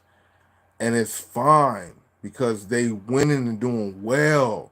They get a little struggle. He comes in, saves it. I would love to see that. You know what I'm saying? But right now, he's still having to play damn near 48 minutes in game 12 and 13 in the season. Like, what the fuck is this? Game 29, he's still playing 34 minutes. Like, what are y'all doing, bro? So I think he became a free agent so that way the Lakers can just be on pause, on the clock about who they make as a coach, who they bring in for free agents or trades. Now, a lot of people will probably say, why the fuck do they care about LeBron? He's old. He's about to be out of here. Let his ass go. Which is kind of, true in the NBA, which is a young man's game, and this finals and stuff like that is kind of showing that. All the players in it, with the exception of a few, are like 20s in their 20s. You know what I'm saying? So it definitely is a young man's league, which you're trying to show. But you got to understand the business of LeBron is it even eclipses his greatness on the court, believe it or not. The business of LeBron being on your team, what it does for your business money wise, the lucrative part of it is what these owners are kind of would fight over. They're more so going over that as opposed to his actual production and winning on the court. I'm gonna be flat out honest with you. I feel like after my years of watching sports and stuff like that, that's what it is. When you watch teams like Jerry Jones and the Dallas Cowboys, I speak to a team that I like. or even speak to a team that I like but I didn't like at the time because of the owner with this Donald Sterling thing. Donald Sterling was doing something similar to what Jerry Jones is doing, but they both had separate goals. I guess you could kind of think, you would think, but actually, at the end of the day, they had the same goal, but it was presented differently. What I mean by that is, Jerry Jones occasionally, for the most part, would spend money to get big names, big names, big names to the team that sells the jerseys and the memorabilia and the ticket sales, which makes them even more money than what he has to pay these players. So no matter what you do on the field, the allure of the Cowboys will always be a top seller. So that's why, whatever he do, he don't really care. He do care. He's one that presents it like he does care. But at the end of the day, when we're all as fans mad because Dak threw 3 pick sixes in the fucking playoffs of the first round when we're supposed to blow the fuck out the team, we have this horrible thing and we hold on to it for weeks and weeks. And Jerry Jones is like, oh, well, next year we're going to boom, boom, boom. And then a week or two after the playoffs is over with, Jerry Jones is right back on the high horse how next year's about to be better than ever because he's probably made better than ever money off that last team because the money's always going to be there regardless. When it comes to Donald Sterling, he was a person who didn't care about the team and the people he was employing, so he didn't pay them, but he still made money. So with LeBron, they want him to be a part of their franchise because he makes them more money than they probably made before or on track to where it's at. If the Lakers sales was here, when LeBron came, they got there, wherever team he goes to. So that's more the allure of what the executives are wanting when it comes to LeBron. The fans think it's more about what he can do on the court and him being still good at age, however, whatever. But no, it's about the business of the shit. So what I think he's doing by becoming a free agent is simply just making it so the Lakers can kind of have a kind of a fire up under their ass to do the right moves to keep him there, because if not, he'll take his business to South Beach or whatever he said before. Taking his talents, he'll take his business in this stage of his career somewhere else and make somebody else much more money than they've ever made off their team because LeBron's there, because he's top in jersey sales and he's top in viewership and all that extra drama stuff. You have your team's name in the media a lot more than you ever did. They talk about the Lakers so much more than any other team, and they've been out the playoffs since I don't know how long. Like, they still get brought up. So it's about the dollar at the end of the day. So while he was trying to play the dollar scheme and also control the Lakers in that form, like, yeah, I want to still get my max. I'm still gonna come and get my max 50 a year, like you mentioned earlier in the stream. I still want to go ahead and get that, but I want you guys to do the right thing so I can at least win while I'm here. Don't be a Sterling and just get your money like you're gonna get. At least make me think you care. So I truly think that's what that is. I think that's what that comes down to right there. I think LeBron is doing more of a business move. Now, what I would want to happen is kind of how I said people talk like this, because like I kind of would like him to leave and do this somewhere else and win somewhere else. But then again, then I don't have access to see LeBron whenever I want to go into the Staples Center or whatever. That sucks for a selfish reason. But then also he's on another team again. Like, that looks trash. That's not cool. So, personally, if he stayed playing for the Lakers and somebody else came and they won, that would be fine, since that's what I'm already used to right now. Just stay here, add some more to it. It's all in my backyard. I'm happy with it. You know what I'm saying? But I honestly think that he only became the free agent just to kind of keep his leverage. And I went on that whole spiel about why he's valuable, because people might wonder why this late in his career, why people even care. Because playing devil's advocate, if I was on the other side, I would think that, like, who cares what LeBron does? He's like this age. He's not gonna he hasn't won since 2020. So why the hell does it matter what team he played for? They're not gonna win a championship. It's just gonna be a bunch of drama and probably lead to more money for that franchise. That's, at my older age, that's exactly what I see with it. Like, they're not adding up to rings, even though I support that and want to see him play, and hopefully he can get there, because I know with the right players I would like to see that ending. But He hasn't won a ring in 4 seasons. It doesn't look like that's happening anytime soon unless there's the good talent around him. So why me as a franchise? Why would I care? Like why would I want him on my team if I'm trying to win rings? I think there's other avenues. Excuse me. I think there's other avenues now, as it's been proven in the last 4 years. There's other avenues you can go to get a ring besides going through LeBron. So it's all about the dollar sign why they want that boy on the team. I just went on the whole spiel, but hopefully that made sense. That's the business of the shit. That's at least from what I'm observing. As we're now here live for 2 hours and 49 minutes or 40 minutes. What time is it? 2:12. Had no idea it was as late as it was, but we just flowing out and chilling, man. So, time be able to fly like that for me. It just be like that, I guess. I don't know. Good conversation and topics, I think. You know what I mean?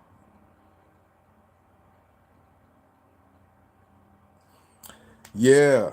And that's true. All those opportunities will be there for LeBron and Bronny, especially on the same team. And I think that, like, going into the point I mentioned earlier, like, I think that's also why he did it. I think LeBron intends to stay in the Laker uniform. He has the home and everything they have out here, the newer home they have out here. The whole family is out here. Bryce goes to school out here. I think Zuri does too. Like, the whole family is here. I don't think he wants to leave and set up again, but he knows that if he stays to the Lakers, all the other teams know Bronny's situation, so they might do that to spite LeBron's situation. So if LeBron's a free agent, nobody knows where he gonna play, and they talking all this shit about Bronny.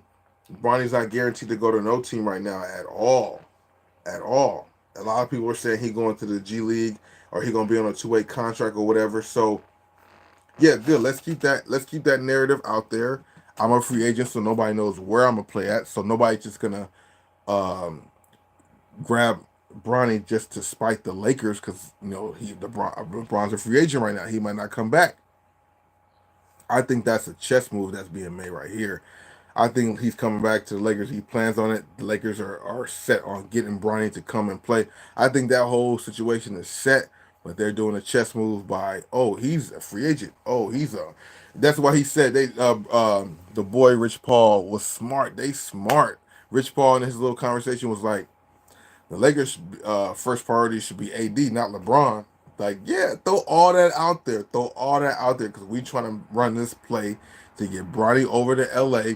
Why you think at Bronny's workout, all the Lakers down there was there, all the ones who matter, and probably the new Lakers, Zach Levine, AD, motherfucking, who else was it? It was like 3 or 4 players, Vanderbilt, players who gonna be there next year. Like, I see what y'all doing, bro. I see, and that perfect inning is gonna bring the Lakers so much money. It's gonna be like it's gonna be like the perfect inning, the perfect Kobe inning. This is gonna be another perfect inning, and the Lakers get to present that story to us. That's what's gonna happen, bro. We can see through limo tent. I'm with it though. I'm with it.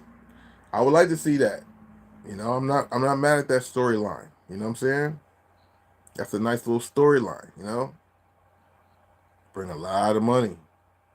So does it mean that the Bronny jerseys from USC, do they go up in value right now? Is there a resale for them? Because I've seen like 2 stores that got them. If anybody needs a Bronny USC jersey, LeBron's last dance with his son. That's a story in it, bro. That's crazy. It is. It is some NBA script writing shit right there, bro. NBA think they slick. They do. They do.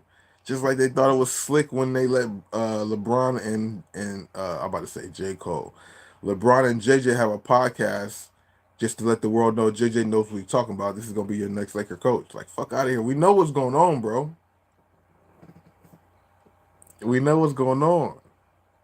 But it's cool. We'll sit here and enjoy it. You know, we'll sit here and watch it play out. I'm not mad at it. I'm not hating on it.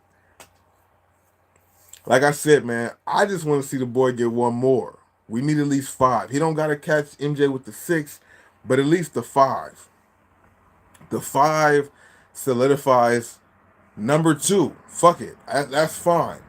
That's fine. Even though number 2 is still great. Ain't nothing wrong with being second. I mean, I know that sounds weird because all the cliches, all the sayings was if you're not first, you're last, and nobody remembers who number 2, and all that stuff. I get it.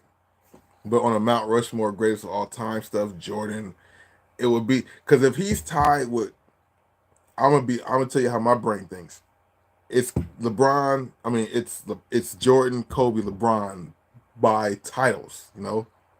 So that's kind of me personally still have LeBron number 2, but for some reason the grand scheme of my brain wants to put Kobe 2 and LeBron 3, and it goes off the rings because I think of all the accolades individually, of course, but I think the icing on the top for it, like the last category you consider, is the championships. You can consider everything else too, but I think the icing on the cake of everything is always the rings.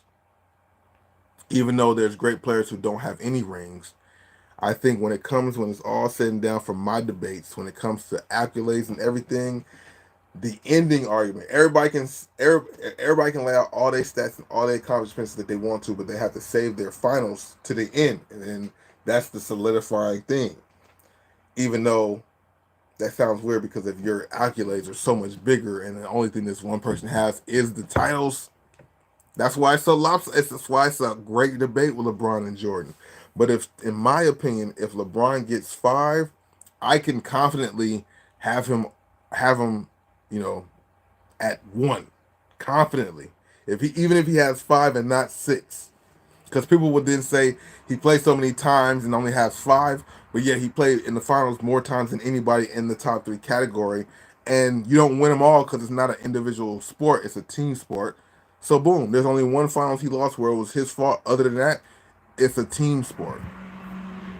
So right now, it's easily. I'm not mad with the Jordan, Kobe, LeBron. I'm not mad at that. I'm not mad at that. I'm not mad at the Jordan, LeBron, Kobe. I'm not mad at that either. But in my brain, I kind of have it that way: Jordan, Kobe, LeBron, because of that. Because that title thing kind of shows the dominance of you as the leader of the team, and I see Jordan number 1, 6, because he was the leader of Finals MVP for all 6. Kobe, not the final MVP of all his rings, but he has 5 of them. LeBron, what would put him over Kobe for me in that is the fact that he will be the Finals MVP of every one of his rings, and he would have 5. Jordan only has that 6 for 6. That's the only one stat. The only one stat. Well, 2 now because he has 6 and LeBron has 4. But if LeBron had 5, the only thing that anybody could ever say to me in the argument is the 6 for 6. But that 6 for 6, which I feel like is one thing, but one big thing, but also one small thing, because my argument to that 6 for 6 is like, yeah, you went there and won every time. That's great. I'm not saying that there's no way to take away from that part, but I had 11. I played for 11 times in my career. Like, I wasn't just good enough to only play 6 times for it out of my 18 years.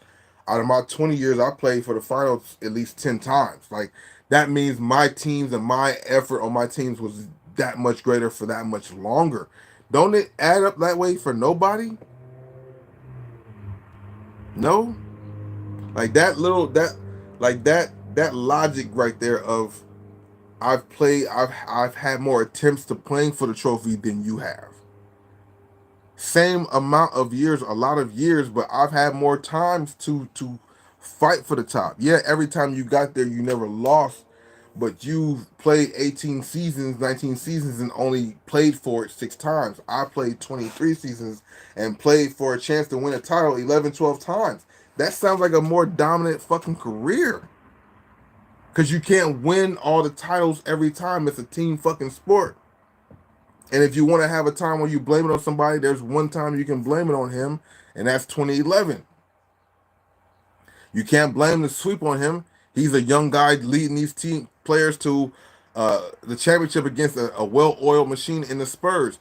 You guys probably can't even name a lot of the players that was on that fucking team for LeBron besides Boobie Gibson because it was popular, and maybe Delonte West because of his trials and tribulations, and maybe somebody might throw Mo Williams out there, but for the most part, y'all not gonna say that. So I mean, there's things, there's caveats to all of it, bro. It really is, man. It's a great argument, but it's definitely that Jordan, Kobe, LeBron. I think right now, plus LeBron is also still playing, so I feel like he needs to stay in that third spot till he's done. Then you can figure it all out and see if he needs to move up on that. But right now, that's the three-headed monster. It's hell of impressive to be playing that long. We've never really seen too many people play this long. And then to be a factor, though, not to be on the end of the bench, being a veteran, telling the young guys what to do. You out there still in the trenches, of trenches, like facing double teams and everything. Like it hasn't been done like this before. You look at other players in this time of their career, they were either not playing or at the end of the bench doing what I just said. Like a team, like a player coach type shit. You know what I'm saying? I think Kevin Willis played one. I think Kevin Willis is the guy who played the most seasons. And you guys see what he was like his last seasons. I remember watching him as a kid. And he was like damn near 50 or something like that, number 42 for the Atlanta Hawks. He was nowhere near like. So for him to be doing it this long at this pace is crazy, bro. It's bananas, dude. So you gotta embrace it because it's about to be gone. You know, we watching all the new guys right now leading the league. How many of these guys playing right now you guys think is gonna play 20 years? Luka's breaking down right now, bro. He's breaking down right now. He might as well get his ring in now because that knee for his style and his type of play is only gonna get worse, low key. So he better, if he don't win a ring now, it's gonna be scarce getting there again. That's a fact. Who playing right now you guys think could play 22 seasons? I mean, we're not even talking about a conversation on like trying to pass LeBron stats because that's not going to happen. It's set up to where that can never really happen for a very long time because you need to come out of high school and be however young LeBron was. You got to come out of high school and be at least 17 and be dominant from day one, averaging at least 25. We're not going to see that anymore. Wemby, did he average 25? No. And then also he didn't come out of high school, so that scratches him off the list. We're never going to see the stats part for LeBron. I'm just talking about a person with a 20-something year career that's going to be averaging 20 points in his 20th year. Wemby, SGA, yeah, they probably will be doing that. They probably could. How old is Wemby? The thing is, one thing about the big guys is their limbs become issues.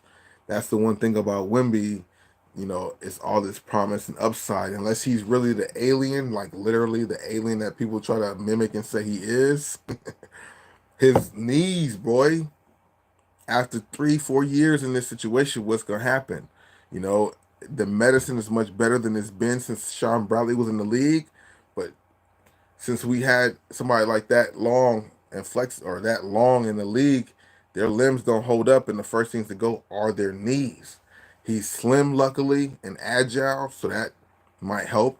But by him being so agile, is that best for his long limbs? We don't know. But I did see a lot of Wemby's work when he came into the league. They had a lot of the strength coaches working with him and stretching. He's very, very, very flexible. If they keep his flexibility, then he can stay agile and limber and not have any major injuries. But you know, and SGA is a great player too. He's young. He definitely could play a long time in the league too. He's not, being that he has a midi game, he's not really explosive over the rim.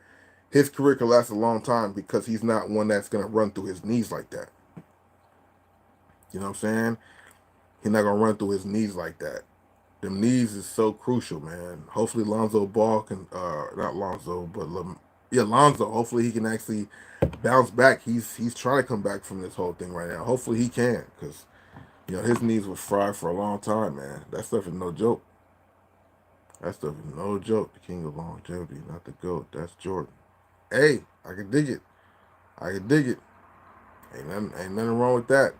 Like I said, without MJ, there's nobody else. And I would hate, like I said, you know, being younger, being older. Like I would never want somebody to erase what the fuck I did, especially if it wasn't for me, none of y'all niggas would be here. Like nah. So forever, that guy should stay there. He should stay there, no matter how many people's stats get whatever.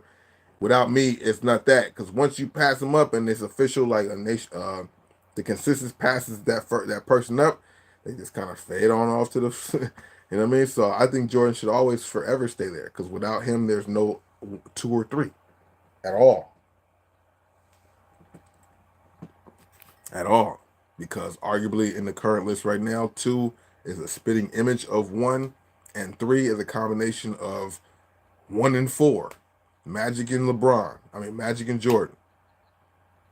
That's what I think LeBron is. He's a combination of Jordan and Magic. I remember being younger, wishing to find a player. Like, I wanted to be a player, but I'm like, damn, it would be dope to find a player that could jump like Mike, pass like Magic, and shoot like Bird. LeBron was 2 of those. You know, he's like now trying to low key almost get the Bird element with a little bit of a jumper, but to have somebody who had all 3 of those was the ultimate player. You know what I'm saying? And LeBron did that without the shooting aspect. You know what I mean? Hey, Yamo, what's it? Yamato, hey, Dallas and 4 is crazy. I'm not mad at that. I think it's very possible. But before the series started, I never thought that was the case. I was rooting and thinking Dallas could win it, but I thought it was going 7 for sure. The way that Ant-Man and them looked, they youthful. The way that they ran and or took care of Denver, the Denver team that was such a hard team for everybody else, a puzzle that was so hard to crack, or code that was so hard to crack for everybody else. They did it, and they did it. Well, it went 7 games, right? But it seemed like it wasn't. Did it go 7 games with Minnesota and Denver? I didn't really watch any of the series, to be honest. I was mad. I just wanted Denver to lose because they took LeBron out again. But I think it was 7 games, right? I think it did. But yeah, to see them take out the champions, which was something that, like I said, everybody had a problem with Denver. Everybody did, even though they didn't finish number 1 in the East or number 1 overall. Denver was just the one that you know what I'm saying? You guys know what Denver was about. So to see Minnesota do that to them, matchup wise, it seemed like Minnesota had more. I was just rooting for Dallas more because, of course, I'm rocking with Kyrie and Luka.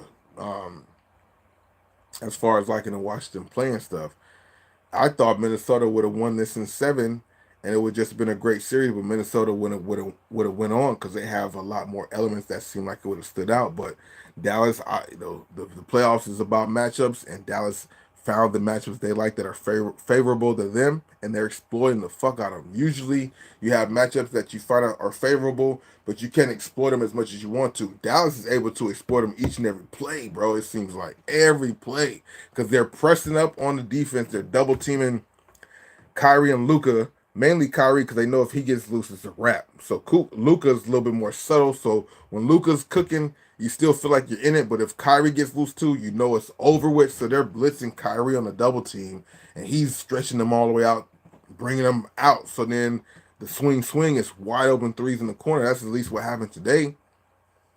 So it's like Dallas is really able to enforce their will because when they slow it down and go individual pick and roll 1-on-1, it's really a problem because Minnesota's switching everything. Why is everybody switching everything? If you know you got unfavorable matchups, stop switching everything.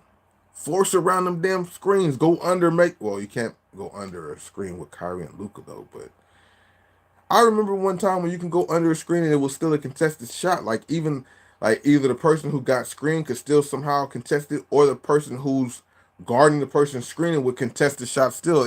It's crazy how the pick and roll can happen, and it seems like nobody else can contest the shot besides the person being screened. And I'm like, how does that work? I don't be understanding sometimes what be going on, man. It be confusing as hell. But yeah, Dallas in 4 is not a foregone conclusion. Like I really didn't think that was the case to even see that, but it's very possible to see that.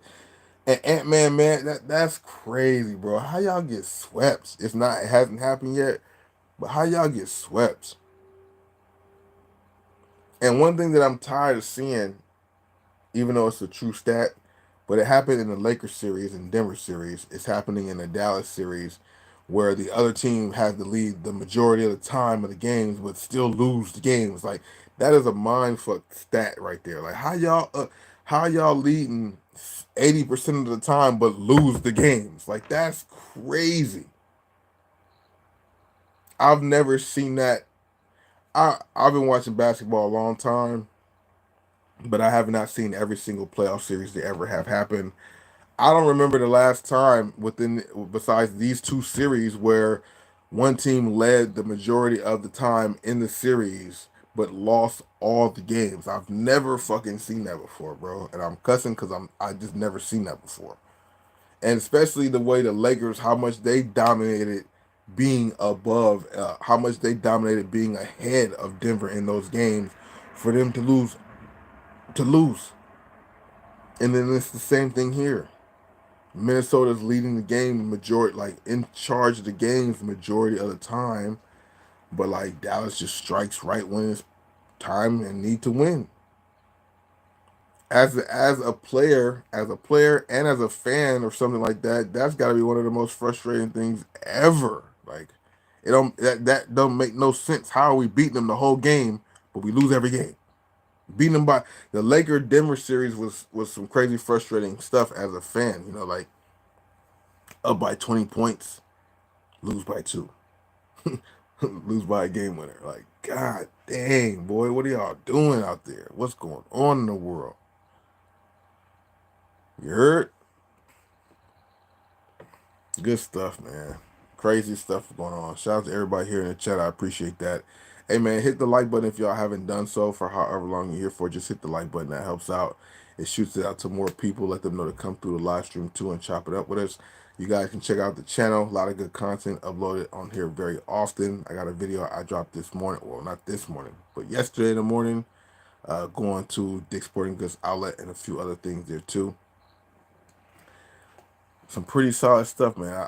If I say so myself, leave me some comments, some feedback. Have any questions, feel free to hit me up.